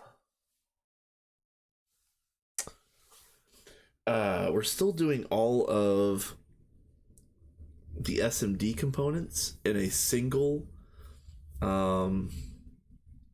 in a single block assembly machine. So, that's gonna take forever.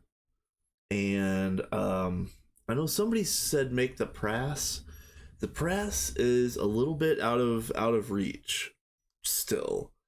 And for anybody that doesn't know what a press is, it's precision. What are you? No, no, not precision, precise. Right? Yeah, precise auto assembler. It's this thing.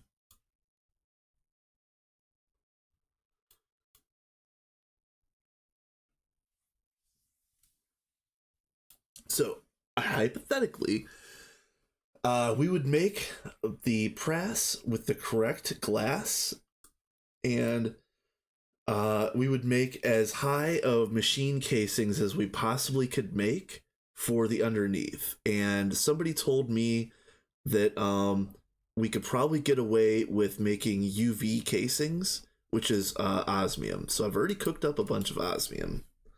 So let's see. So let me double check that, because yeah, I feel like UV machine casing would need assembly line. I think I was given bad information.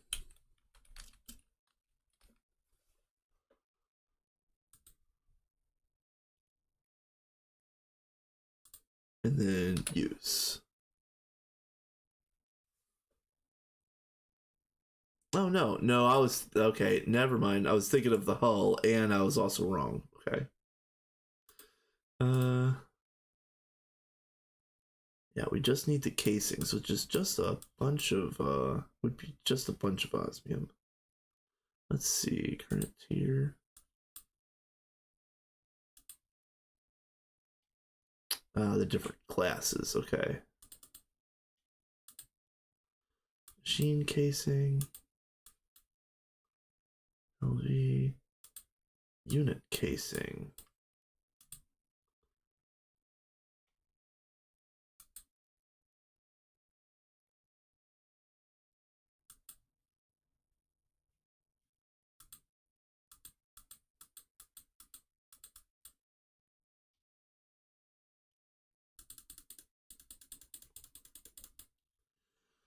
All right.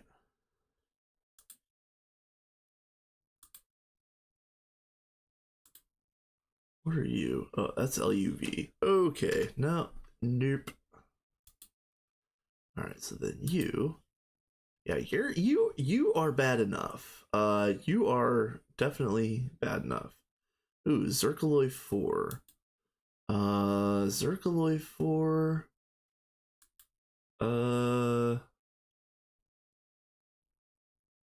uh, really? What?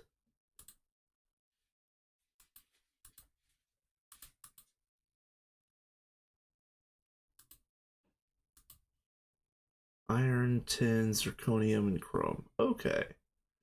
That's not terrible. It's not terrible. Okay. So that's the press. I think we could actually build a press, but let me go to the assembler again. Data orb is gonna be rough. Oh, that's right. I don't know if we've got this. Is this doable? Iridium plate. We do have iridium now. This is all technically doable. Okay.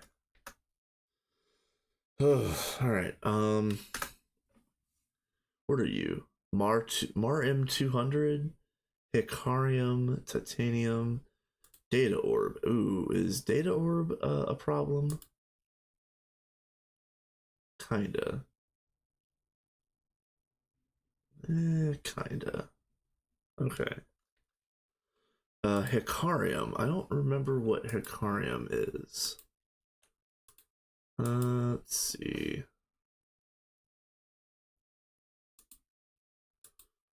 Cenarium, silver, lumium. Okay, I don't think we've done cenarium or lumium, so Hicarium is out. All right. Man, how far do I run down this rabbit hole? What would be the easiest cenarium? Probably bees.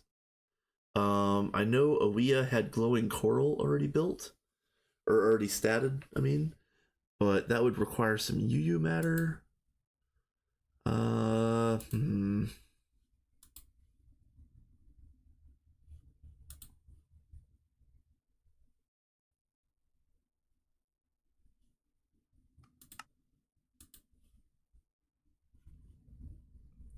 Yeah, this is what you do. You make a breeder reactor and you use like glowstone fuel rods or whatever it is, and then you enrich them into cenarium. At least that's what I remember. Yeah, yeah, this.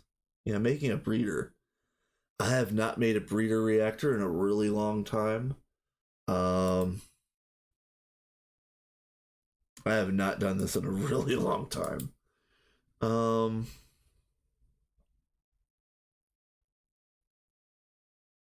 yep. All right, so we're gonna have to do that. And then what was the other thing? Lumium, right? Uh, what are you?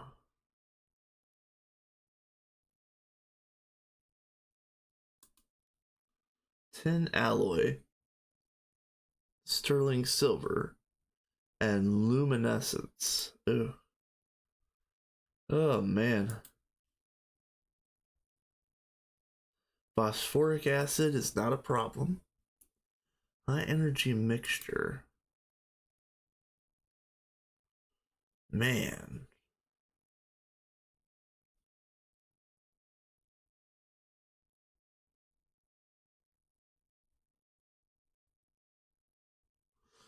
You know, guys, I just feel like, you know, after going through all of that, I don't know if we're gonna have a press today. I just don't think that's going to happen. I want to try to stay focused on this magic swap over, and I really can't get I can't get sidetracked on something of that depth and something that has that high a need of a bunch of micro crafting and patterning. um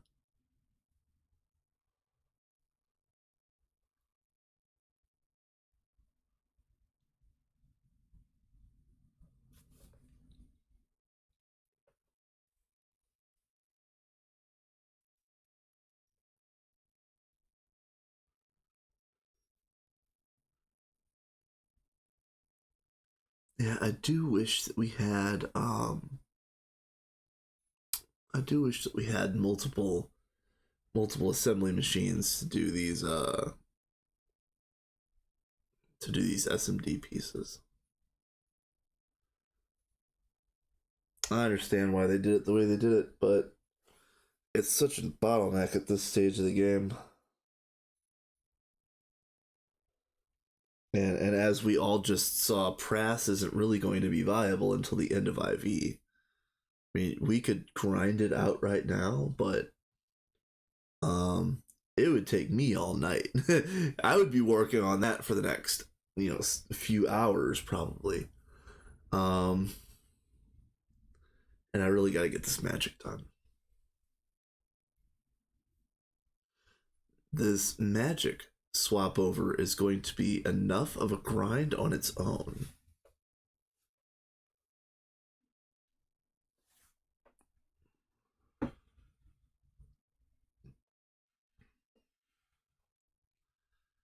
And yeah, I really wish that the applied energistic nerds were a little bit more active on the server right now.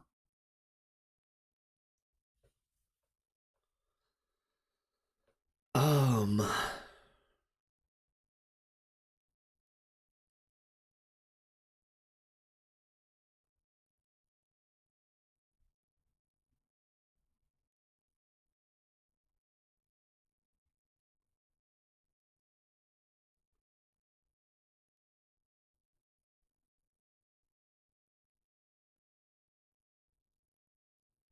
Hey, Sinkin. Yeah, learning the intricacies of AE2 is never a bad thing.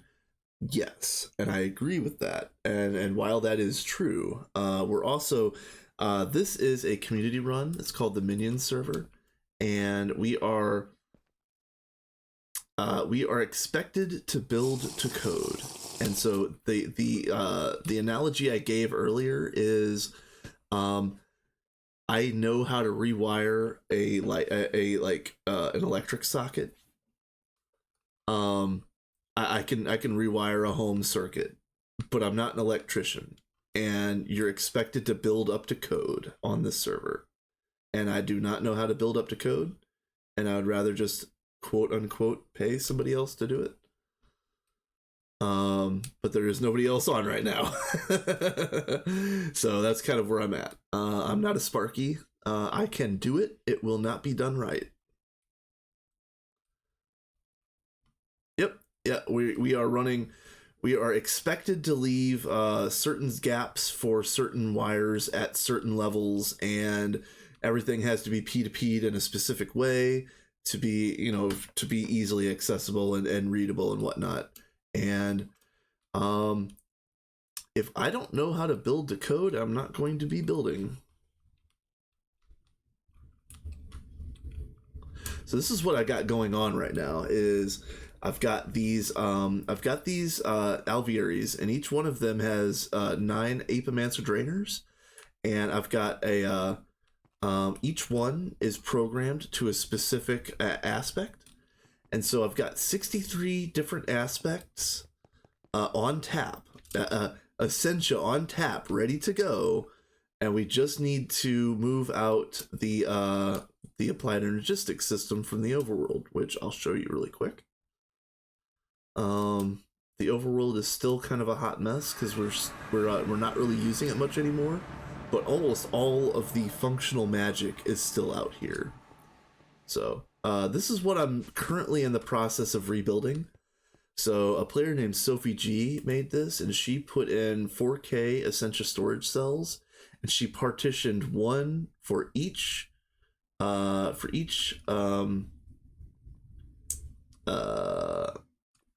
for each aspect in the game. So what I'm going to do is I'm going to rebuild this setup, except I'm going to be using, preferably I'm going to try to use 256s. But I don't know if I'm going to be able to get all of that done. But yeah, that's kind of where I'm at in the process. But what I really wish is that there was a better way to void the excess Essentia. She has this setup right here where it's essentially just like a storage bus on low priority with an Oblivion jar to get rid of the excess Essentia. And I really feel like this isn't gonna work for the high speed full volume setup that we want. So I need to figure out a way to deal with the excess Essentia. I know we've got like void excess cards coming in like 2.8 or whatever, but I need to know if there's a way to do that cleanly right now in 2.7.3, and I just don't know if there is.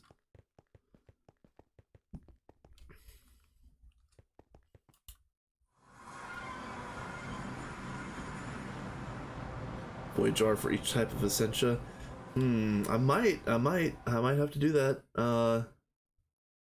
Or what I might end up doing is, if I can lump them together, perhaps I'll do a void jar for each of the alvearies. Because what I did was, I'll even show you here.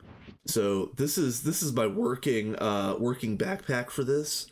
So I got a file for each of the aspects that I wanted to get on tap, and each of these alvearies, as you can see, is one row of this backpack. So I haven't mixed any of these up just yet. So each of these rows is one alveary. So hypothetically speaking, I could make an Essentia output bus and assign it all 9 of these, which would be this alveary, and then just have like, you know, 1 jar per alveary setup. I think that would be okay. But again, it's going to be so much cleaner in 2.8. It's going to be easy mode in 2.8. But yeah, I got to get this finished. And then these are the automatic thaumatoriums. But I don't know. I think I'm going to have to do like level emitters. Like, for example, I'm going to be making necrotic bones on tap, but I want it to stop when we get down to like 500 bones or whatever. I'm going to be making tantalum nuggets, but I want it to stop when it gets built up to like, I don't know, 30,000 or whatever. And there's going to be a bunch of stuff like that where I kind of want it to go until we either load up on the craft or we run out of the materials for the craft. So a lot of level emitting in this setup right here. I'm going to try to avoid using level maintainers, but I would be using a lot of level emitters right here. So a maintainer might actually be the better option. Why will it be trivial in 2.8? Oh, okay. So they're adding void excess cells in 2.8. Like, quite literally, it's going to be a void cell that voids excess. It's going to be amazing. Yeah, it's so good. It's so good. And in fact, Sinkin, there is so many amazing things coming out in 2.8. I can't even reiterate all of the good things that are coming out in 2.8, but the one that I saw yesterday, they were talking about it on Potato's server. In 2.8, you're going to be able to dye buses and hatches, and dyed buses and hatches will only work with that color of inputs. So you can have a multi-block machine with a bunch of different inputs on it, and each one is labeled an individual color, and those colors will interact. So like you could have like you could have matching sets of input buses, input hatches, where like the input hatch would be sulfuric acid and it would be dyed orange, and then all of the sulfuric acid recipes go into the orange input bus with that with that dual interface configured properly. It's going to be top tier. I cannot wait. It is so good. I've heard so many, like every single day I hear something about 2.8 that is it's like something that I cannot live without. And I didn't, I knew that I needed it, and I already cannot live without it. It's so good. It's so good. Again, I can't even reiterate all of the interesting changes that's coming. Like Et Futurum is already my favorite mod. I have not used it at all, but Et Futurum is backporting all of the cool Minecraft mechanics from modern Minecraft. All of the cosmetic blocks, all of the interactive blocks, all of the different mechanics from modern Minecraft is all being backported to 1.7 with Et Futurum. It's just fantastic. It's absolutely amazing. What else is good? Again, I'm drawing a complete blank right now because there's just so much. Like, you'd have to go and look at change logs. It's just so much. They're even talking about putting in a meteor mining multi-block. I don't think that's going to be ready for 2.8, but they're literally talking about putting in some twist space looking multi-block to automatically farm meteors. Just absolute, just amazing stuff. Really, top to bottom.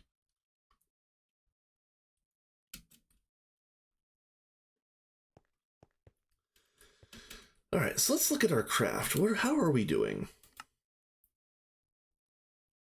We're starting to craft nanos. Okay, that's nice. We're finally on the last SMD stack. Okay. If you want to keep up with the latest developments, I would recommend Adidia.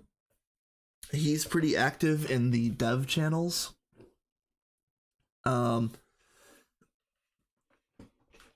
He kind of likes hanging out where the action is, and I don't blame him. It's what it is. If he wants to be that close to the action, that's fine. He is pretty good at relaying, like in bits and pieces. He's pretty good at relaying stuff that's coming.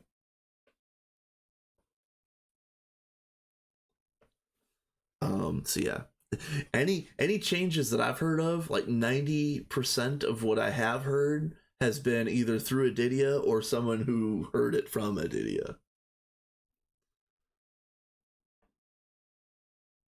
And like the last 10% or the giga nerds that actually read the change logs. Like who would read a change log, right? It's just a video game. Come on now.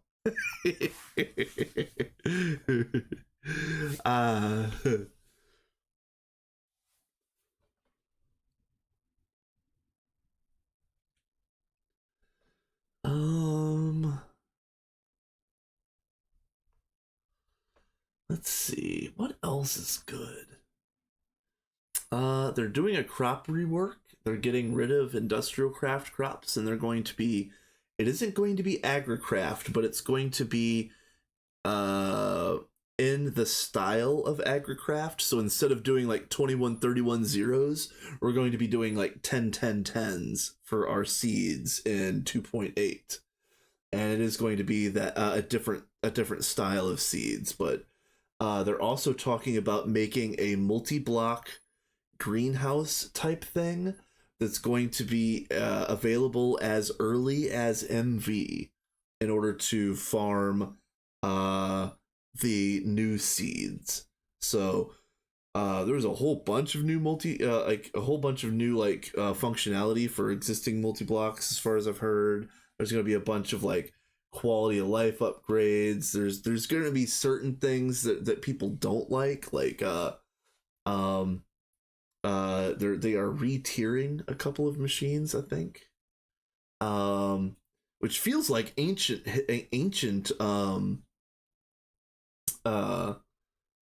feels like ancient news, but they are re-tiering the Mega EBF at least. They might be the Mega Vac too, but I know that in previous versions you can craft the Mega EBF as early as MV or HV. I think it's HV components that you can craft in MV. It's going to be ZPM in 2.8. At least that's what I heard. Um, so yeah, there's going to be netherite, like netherite from vanilla Minecraft, but it's going to be, you're going to have to make an actual netherite line with a bunch of dedicated machinery, and I think they said that was going to be ZPM tiered. And you're going to need to use netherite foil or something like that for the later game coils. And let me say that a little bit differently. Coil. Let me spell. So for the late game coils, like as far as I know, we're talking about like Naquata and up. You're going to have to use netherite foil instead of mica foil for those.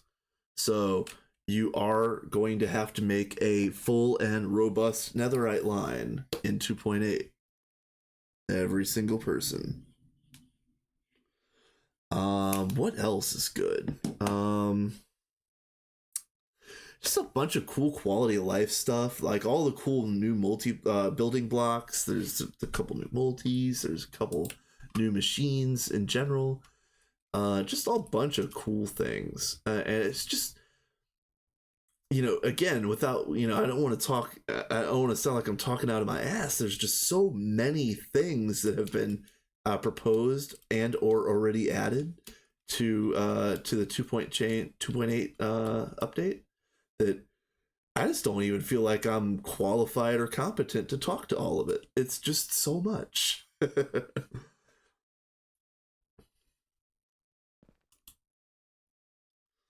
right, how are we doing?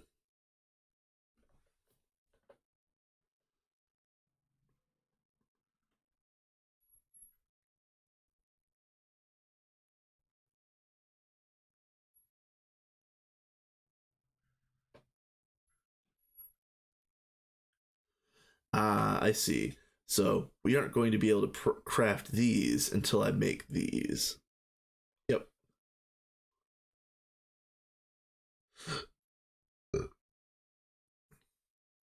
All right. So if we're gonna be waiting on this for a while, I guess I should go do something else. I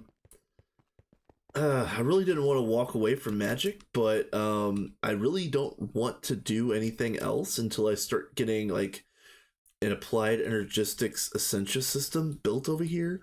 And I did say that I wanted to have everything built over here, fully set up and tested, ready to go before I tore down anything in the overworld. So I don't want to take the setup from the overworld because, like, what if I need to craft some pieces in the interim while, if I do tear down the overworld setup, we would be basically back to the Stone Age as far as magic is concerned.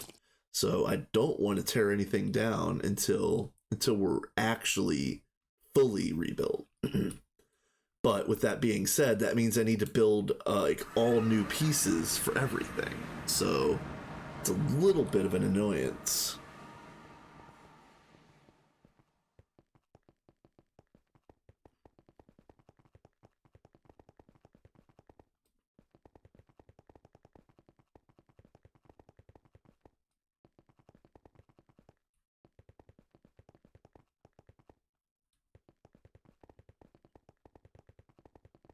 Hmm.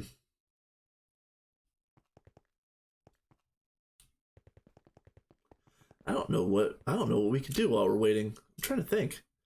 I want to do some building out here in the overworld, but at the same time, I want to wait until all this stuff is moved over. Like bees is gonna go away. Bees will be out in the out in the PDM. Blood magic and witchery is gonna go away. It's gonna be in the PDM. These buildings will remain, but a lot of the stuff that's inside them is going away. Like the only thing The only thing in this one that's still used regularly is probably my B setup.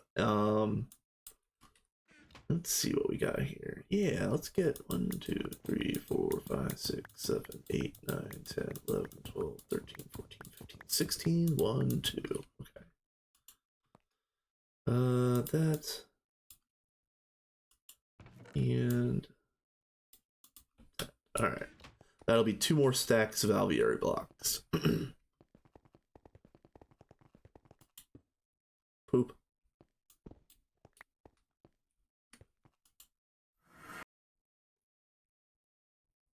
Oh, yep, it's ad break time.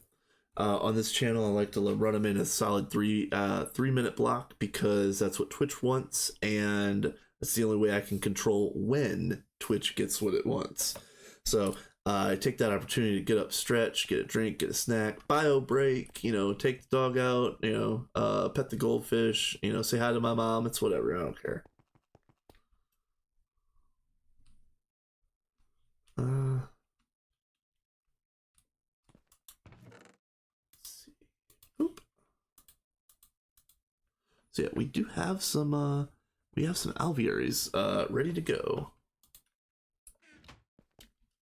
This is running Krypton, Argon, Fluix, Imperial, Industrious, Explosive, Fluix, I think I already said that one, and Salt. And he's got a couple more ready to go, but I don't know what the next 4 are supposed to be.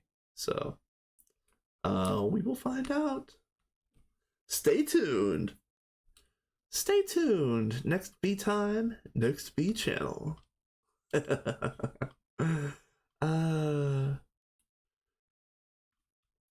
just glad that I finally got blinding. That was quite a chore.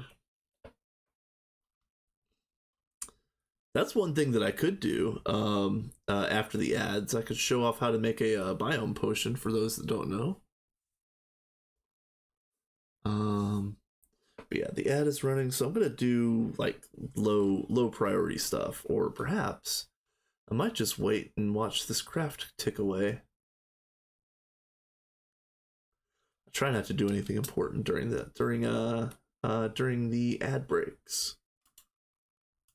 So let's see how we're doing.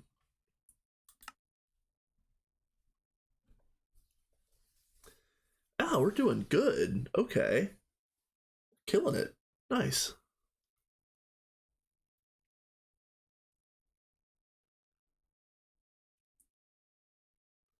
So once this craft is done, I'll take my 276 EVs, hold on to those, craft me 1100 HVs, and then we'll see if we can make all of these 256 pieces.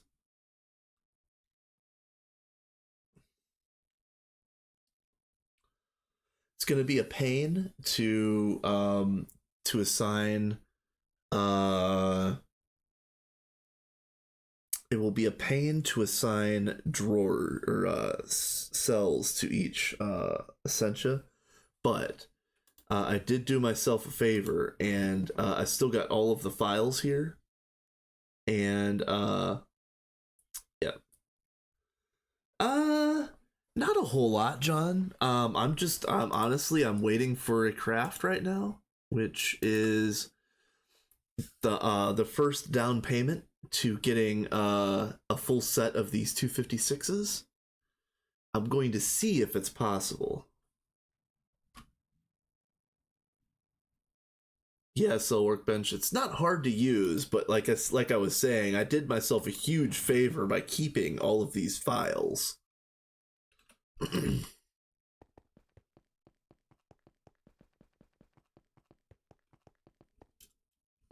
then probably what I'm going to do right at the beginning, at least, is for the ones that I don't have a file for, those are the ones that we don't use that much, and I'll probably just take the 4Ks out of Sophie's setup and use those.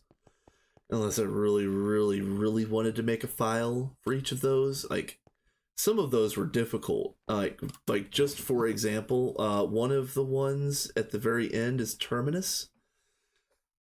ask me what I needed to do to make a file of Terminus.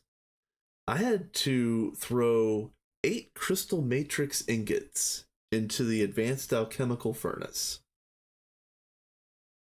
Absolute madness. Those are very expensive right now. But that was the only way that I could get Terminus at this level. Every time I've tried to do that, it either doesn't work or it glitches out sometimes, and I just don't trust it. I don't trust it whatsoever. I will have the physical item.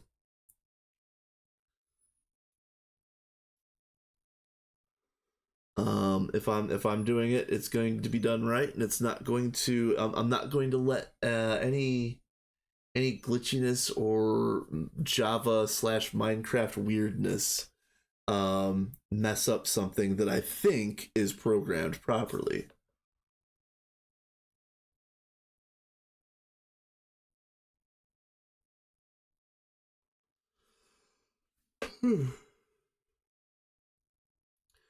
And then I was watching, I think it was Vin and Cat.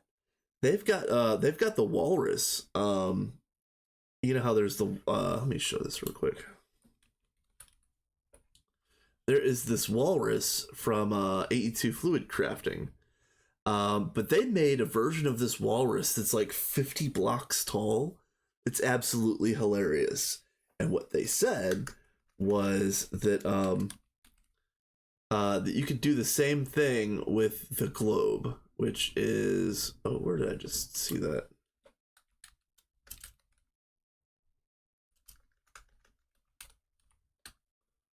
Oh, not glove, globe. Oh, whatever, Earth maybe. Yeah, here we go. Yeah. So yeah, I kind of want to know how to make because they said that you could do the same thing with the Earth and make it like 50 blocks tall or whatever, like just make it enormous. Is that some sort of NBT data shenanigans that you have to do to make that happen, or is there a configuration, or do I just like, I don't know, boop it with a growth potion, or I don't whatever, it doesn't matter. But I would like to know. I would build a giant floating Earth, and I would put it. Where would I put it? Probably here, like right over these patterns right here that have the X's on them. That would be fun. Ah, poop. You guys, I can't swim. Get me out of here. I can't swim.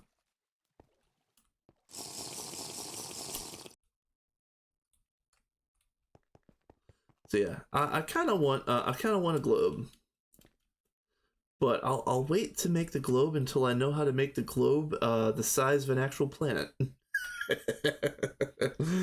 uh,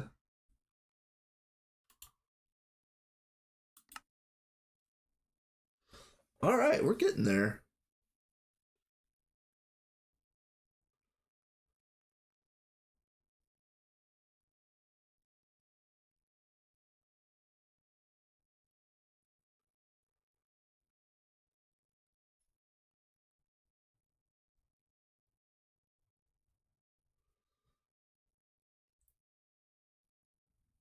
Okay.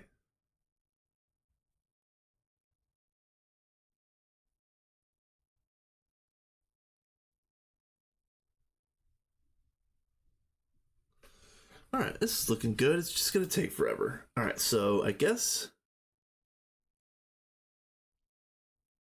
Yes, exactly. It's so big that you can stand on the surface.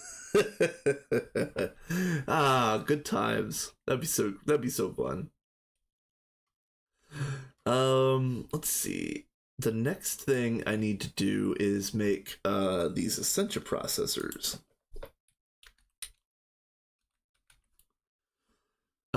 Essentia processor tier 1. So I need 64.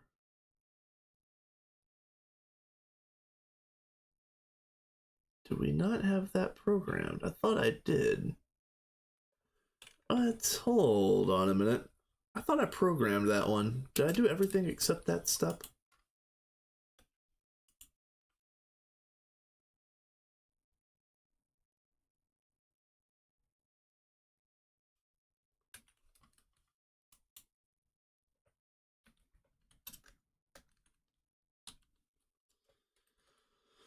Essential processor tier 1. Okay. Assembler on EV. Okay.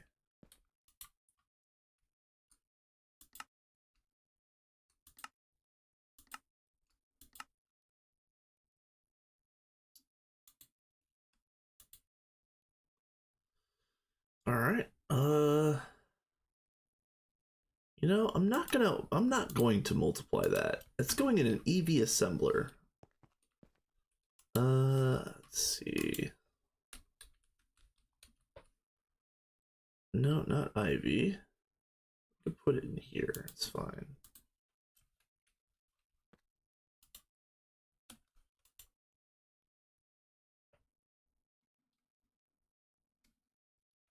Is the big cell still using the T1 circuit?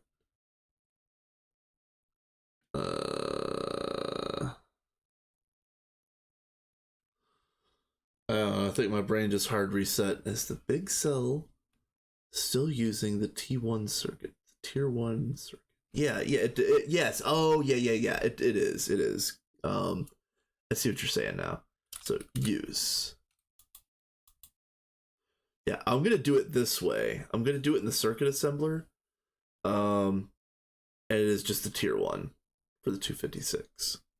And then use, I could just go ahead and put this in a housing. So really I could make the housings right now if I wanted to. Essential storage housing. Actually, let's see this.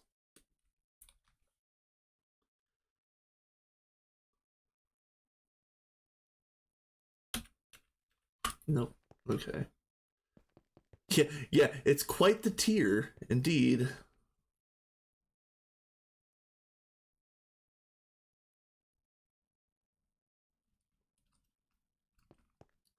Alright, so housing. Ooh, what are we missing? Thaumium plates, okay. So I'm gonna need basically 70 times 3 is 210. So let's do this many.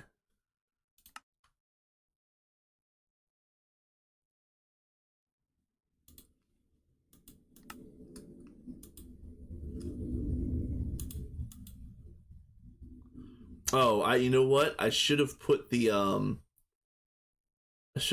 gear on.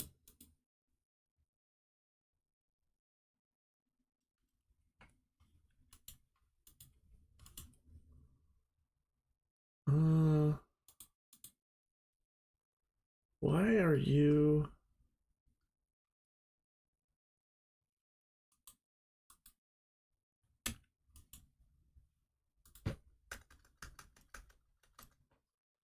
Why are you not doing the thing?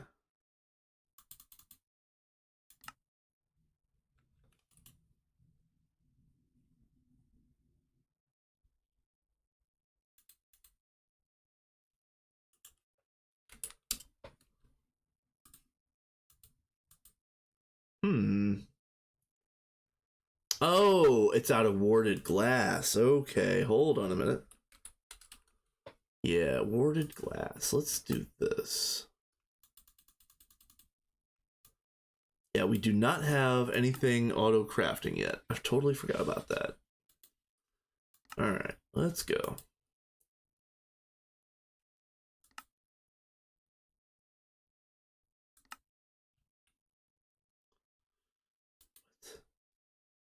Oh, I just...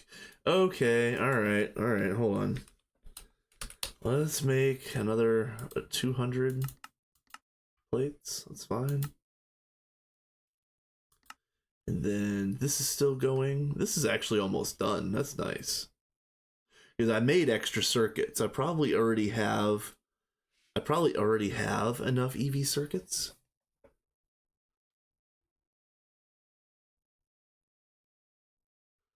Not worrying about the gears, why I enjoy using the little Viz-powered workbench assembler dingus. Yes. Yep, that is, it is valid. That is valid. I will say, with me wearing all of the best gear, I get 33% Viz cost on this one, and if I took out the iCore wand that I have, it would be 24%. So it's not bad. It's definitely worth at least thinking about. Oh, that's plenty. All right, that's actually too many. That's fine. We'll stick with that. Let's see.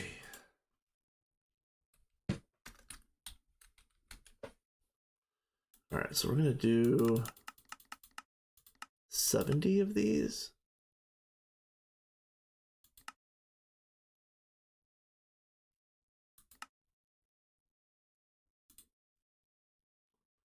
Let's see how we're doing.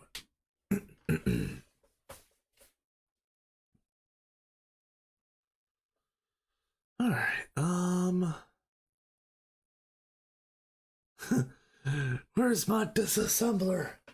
Yep. That is one of the nice things that John has access to, since he is still in 2.3.0. He still has his disassembler, and technically he could still do the old glitch with the block gate and primal shroom, which is the coolest thing of all time.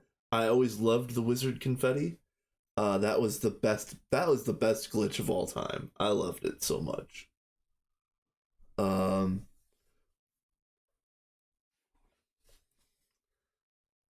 I'm going to hack into John's world, and I'm not going to do anything malicious.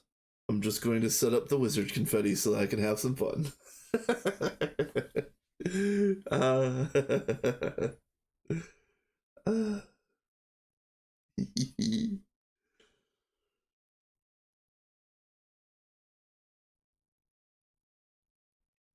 it was clearly not the expected outcome. That is true. That is entirely accurate.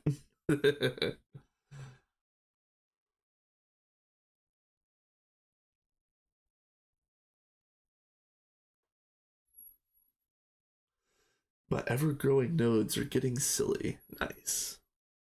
Very nice. Yeah, I kind of did the poor man's version of ever-growing nodes. In fact, I really could put blinding speed on the empowered bees and the Nexus bee. I don't know if we need that, but it's definitely something that I could work on.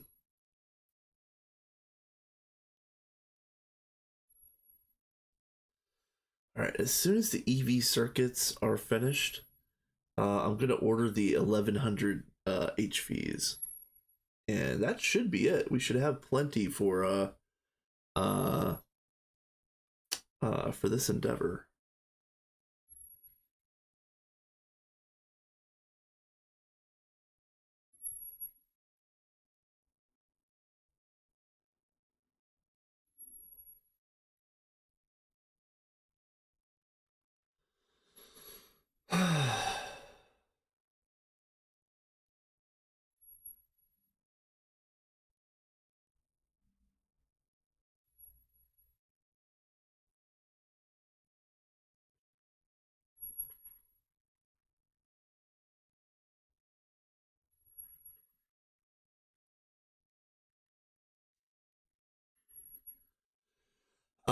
So you guys might or might not be able to answer this question for me, but we've got the main net, of course, and we P2P to bring main net to other places, but there's nothing that specifically stops me from using P2P in a subnet, is there? I can run P2P channels in a subnet, and within a subnet.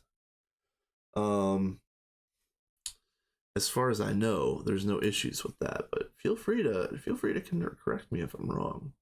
Nice. Yeah. Yeah, a node like the surface of the sun. Yes, yes. That's fantastic.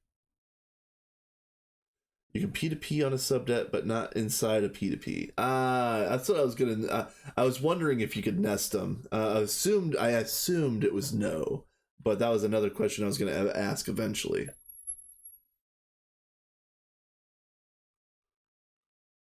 Um,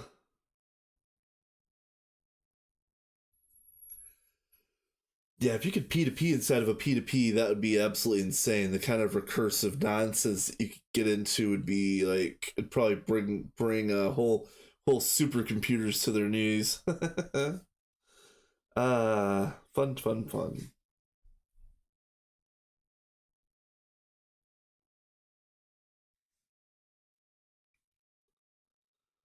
Let's see. Um,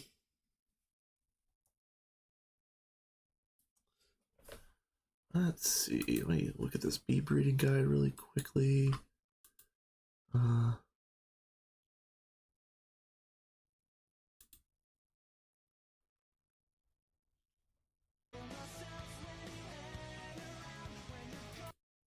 oh, nope. What opened? Whose tab was that?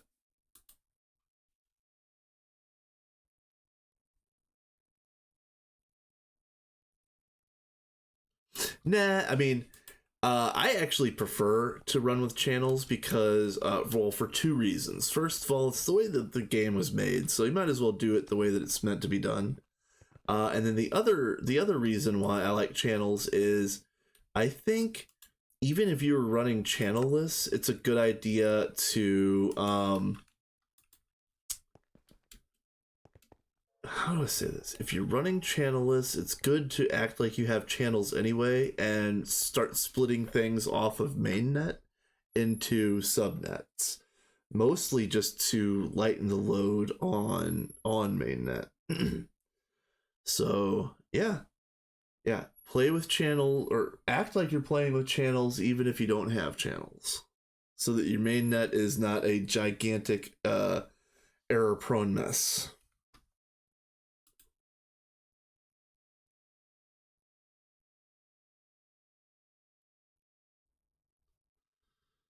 Let's see.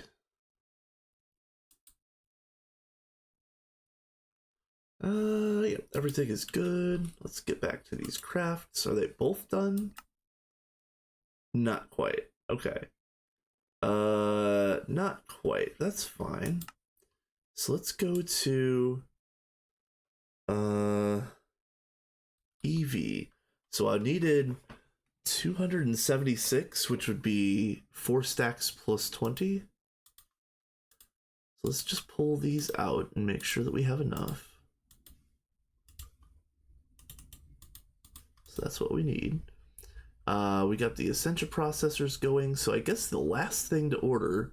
Well, actually, hold on. More advanced. So we've got 57. Let's order another 20 of these. It's fine. That's good. That's good. Throw those in. Yep. HV circuits. Here we go. Let's freaking go. All right. 1100. We'll do 1110. Ooh. Oh. Okay.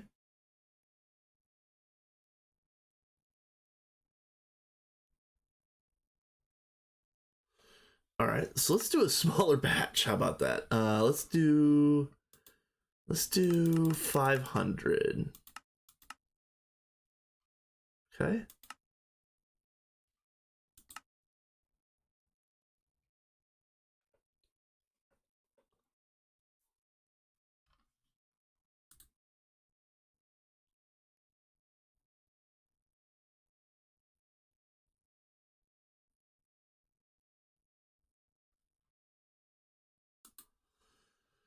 All right.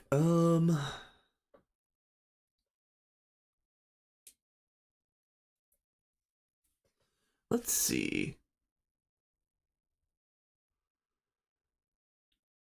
Yeah, unfortunately, I think this is just a giant crafting stream because I need to get all these pieces built before I do anything, and I really don't have much of anything else left to do before I get these pieces crafted.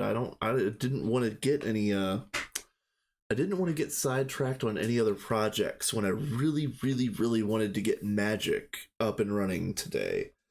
I just I didn't think about this part of it. I could have potentially gotten these pieces started earlier if I had thought about it. It's all right though.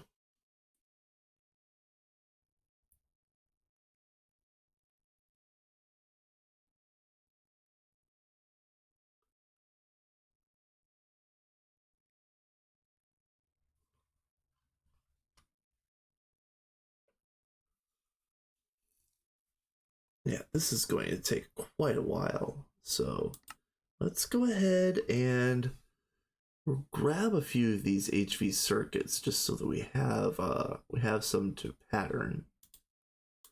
And then let's make no. We need to go to the main island or the main platform.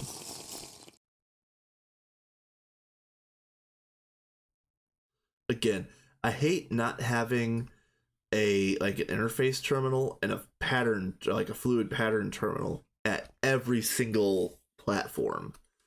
It sucks having to come back out here to the main platform to do anything. I haven't fixed that yet, and that would be a lot of extra channels that we're using. And I know I've complained about this earlier, but I'll say it again. There's a lot of people on here apparently who are maxing out P2Ps. So like they'll run a P2P and then literally run 32 channels off of it, which is kind of gross to me. I've always ran P2Ps where you leave at least a handful of channels open on every single one. I'm not going to be the one that enforces that, but that's how I roll. Let's get this patterned up. We're doing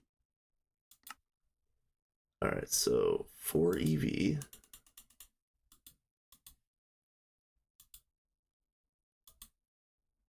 Yeah, it is what it is. Let's see.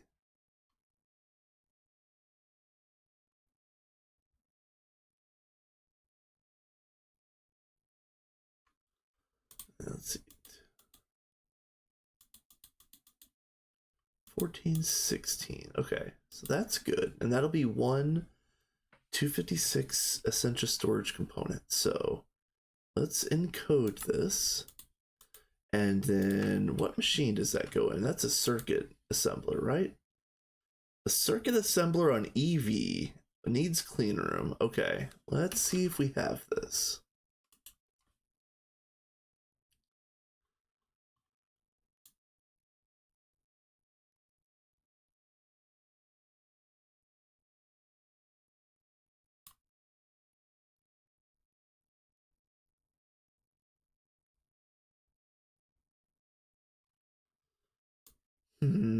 Okay, so I think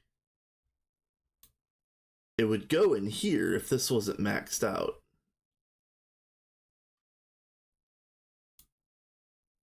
I think I'm gonna have to put it in this one. I think it has to go in here.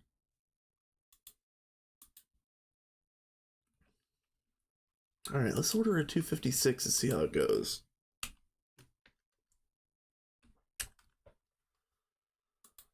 All right.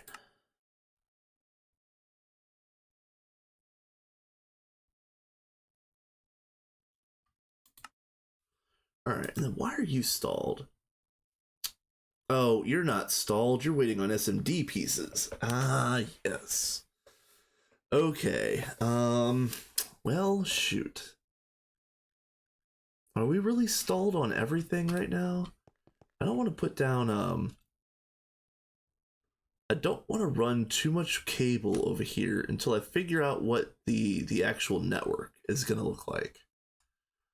And at this point, I don't know, like, I'm wondering if I should just literally just set up one drive per alveary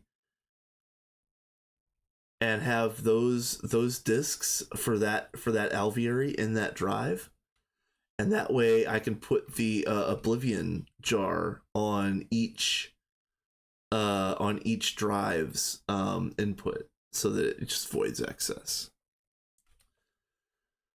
I think I could do it like that.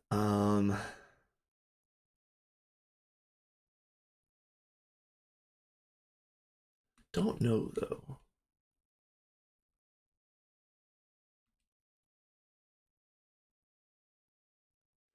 Yeah, I tried to convince them to do that here, but it was kind of like my opinion was given too late for the setup that they were building. So, but I did tell the story about how it was kind of the same bottleneck that we had on Vanguard, where all of the SMD components were made in one assembler that was in the HV building, and it took absolutely forever to get anything done. So the only thing that I ever heard as a response to that was make a prass, which is the precise auto assembler. Uh, yeah, that's an answer, but not really a good one right now because prass is a little bit out of reach still.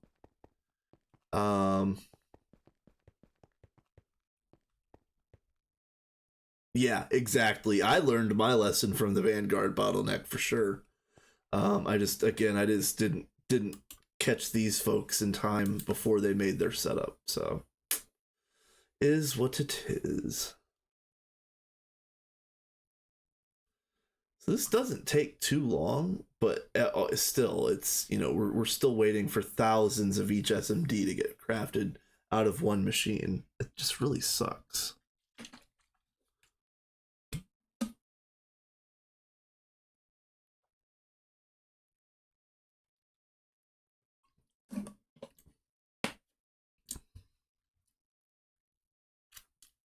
Mm.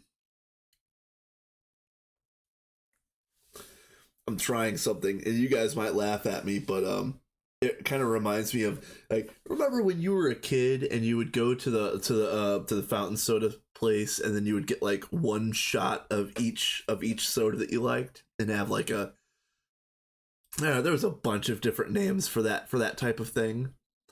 Um, I did something similar today where I took I get a bunch of like the little drink packets from the dollar store around the corner, and I mixed a Tang with a Country Time lemonade with some like True Lemon, like actual lemon crystal packets.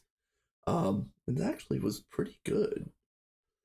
Do you have thoughts on the game Devour? No, I don't, because I don't know if I know that game. Hold on. I don't want to open Steam right now. Let's see if I can do like Devour plus game.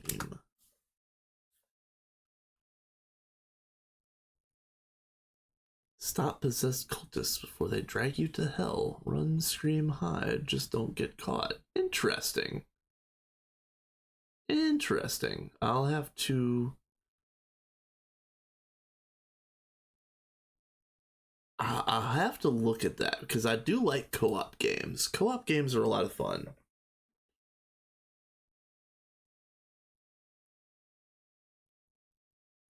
The graveyard. That was one of the names that I've heard of it. Yeah. Um. Yeah. So I made myself a little bit of that kind of mix today, like I mentioned. The clan is trying to get me to play it with them. Interesting. It looks like it could be fun, especially with it being the co-op up to 4 players. That seems like it's perfect for clan cursed. And again, I just want to say, John actually had most of his nuclear family on the Vanguard run. He had his wife and 2 of his daughters were playing on Vanguard, and let me tell you, my friend, it was a lot of fun. Your family is hella cool, and I was really impressed with all of the decor that Astral and oh my god, I'm having such a brain day. Oh my god, your daughters. My brain hurts. Yeah, they can build. They're so good. I don't know why I couldn't remember her name. For real, it was right on the tip of my tongue. Sorry, Scarlett.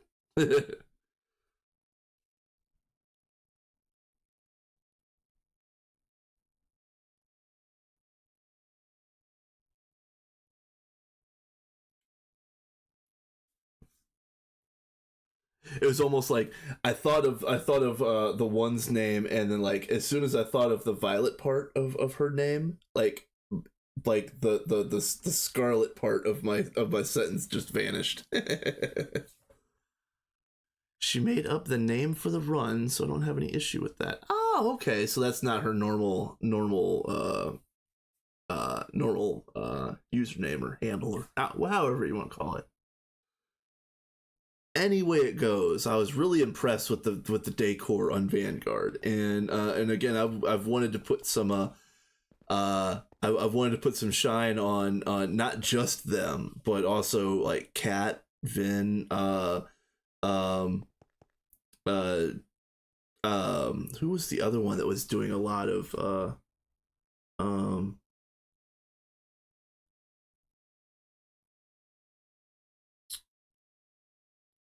I know Nimolinis did some builds before he vanished.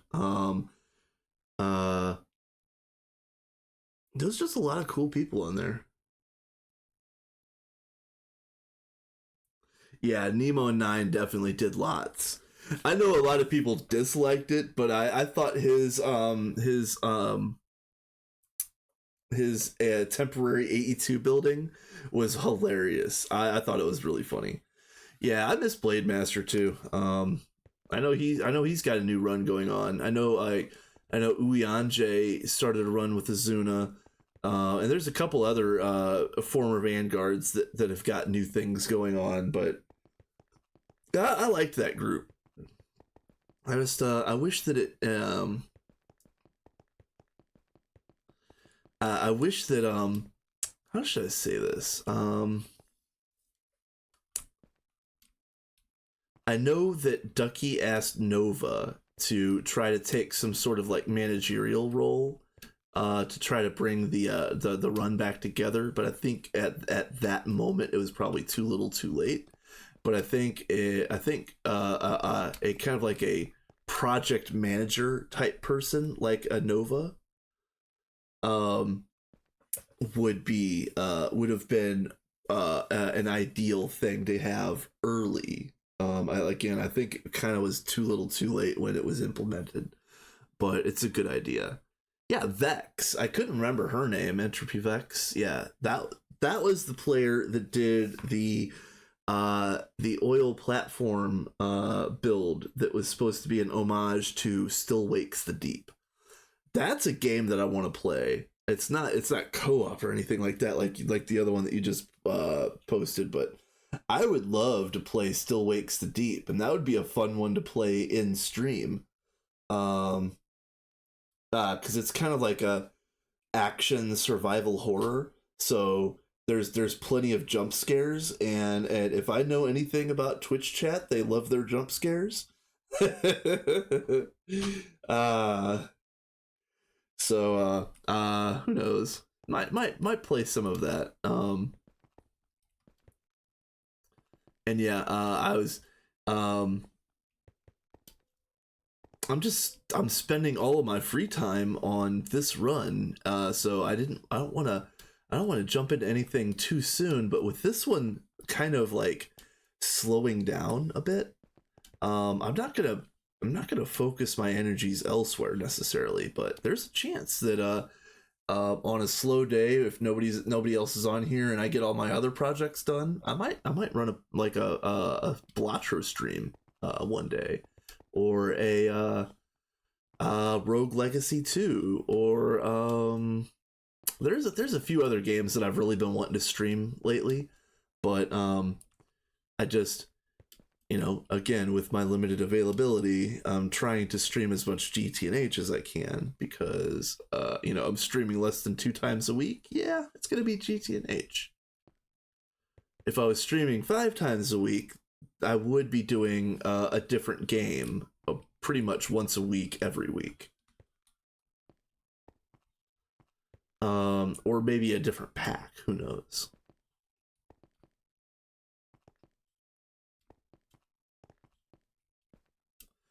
I would love to play some more Baldur's Gate 3. I would love to play some. I bought The Witcher. I don't even think I've opened it. Like The Witcher Wild Hunt. I think it's The Witcher 3.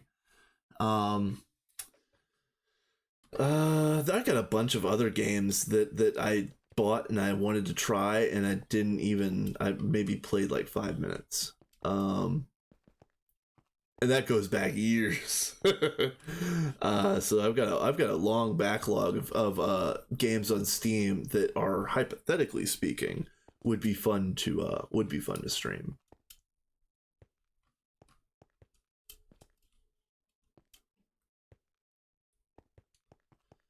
All right, how is my craft looking? All right, at least it's finally on the last SMD.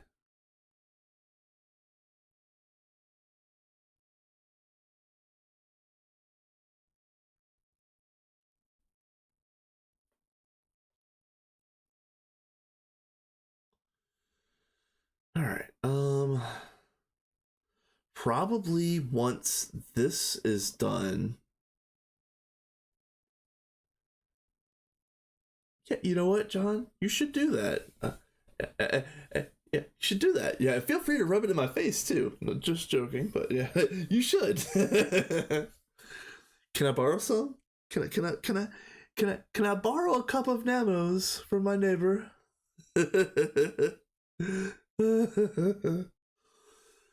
Ah.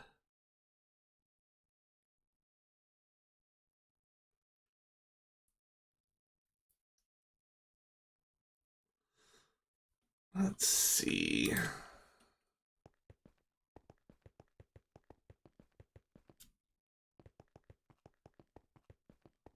Dang, John. Way to put yourself in the poorhouse. Only 800 circuits? Man, dang.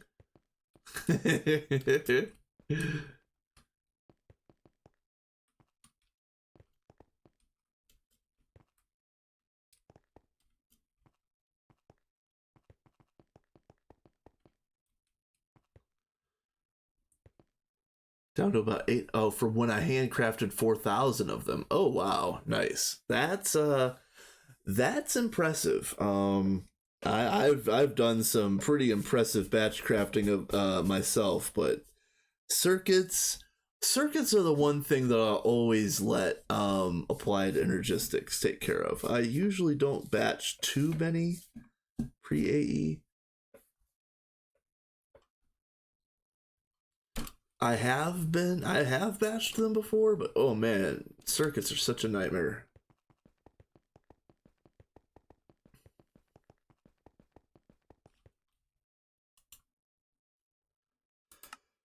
All right.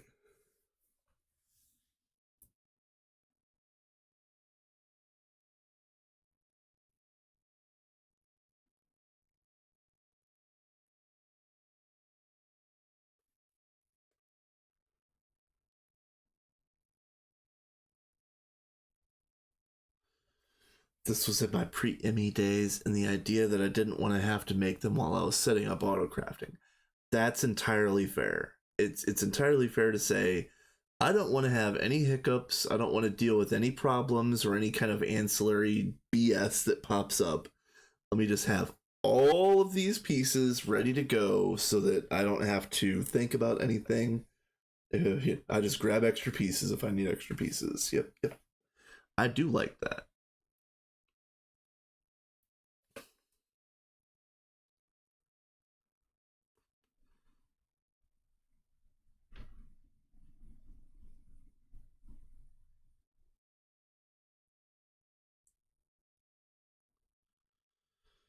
Well, um, this is gonna be this is gonna take forever. I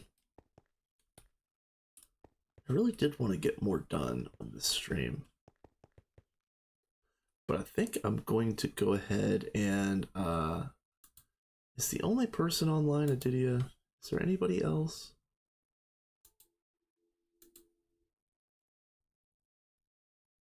There's Orange. I might raid Orange today. We'll see.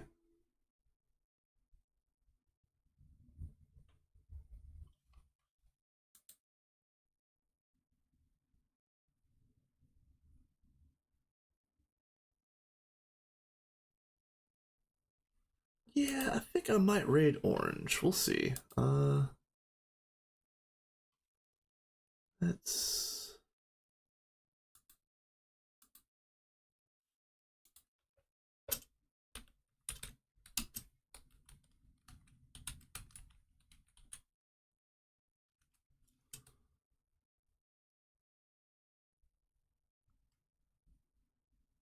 Alright, yep. So I'm gonna get these done, and there's a chance that I'll stream tomorrow, but probably not. I need to clean my apartment. I really do. And I need to get up right now.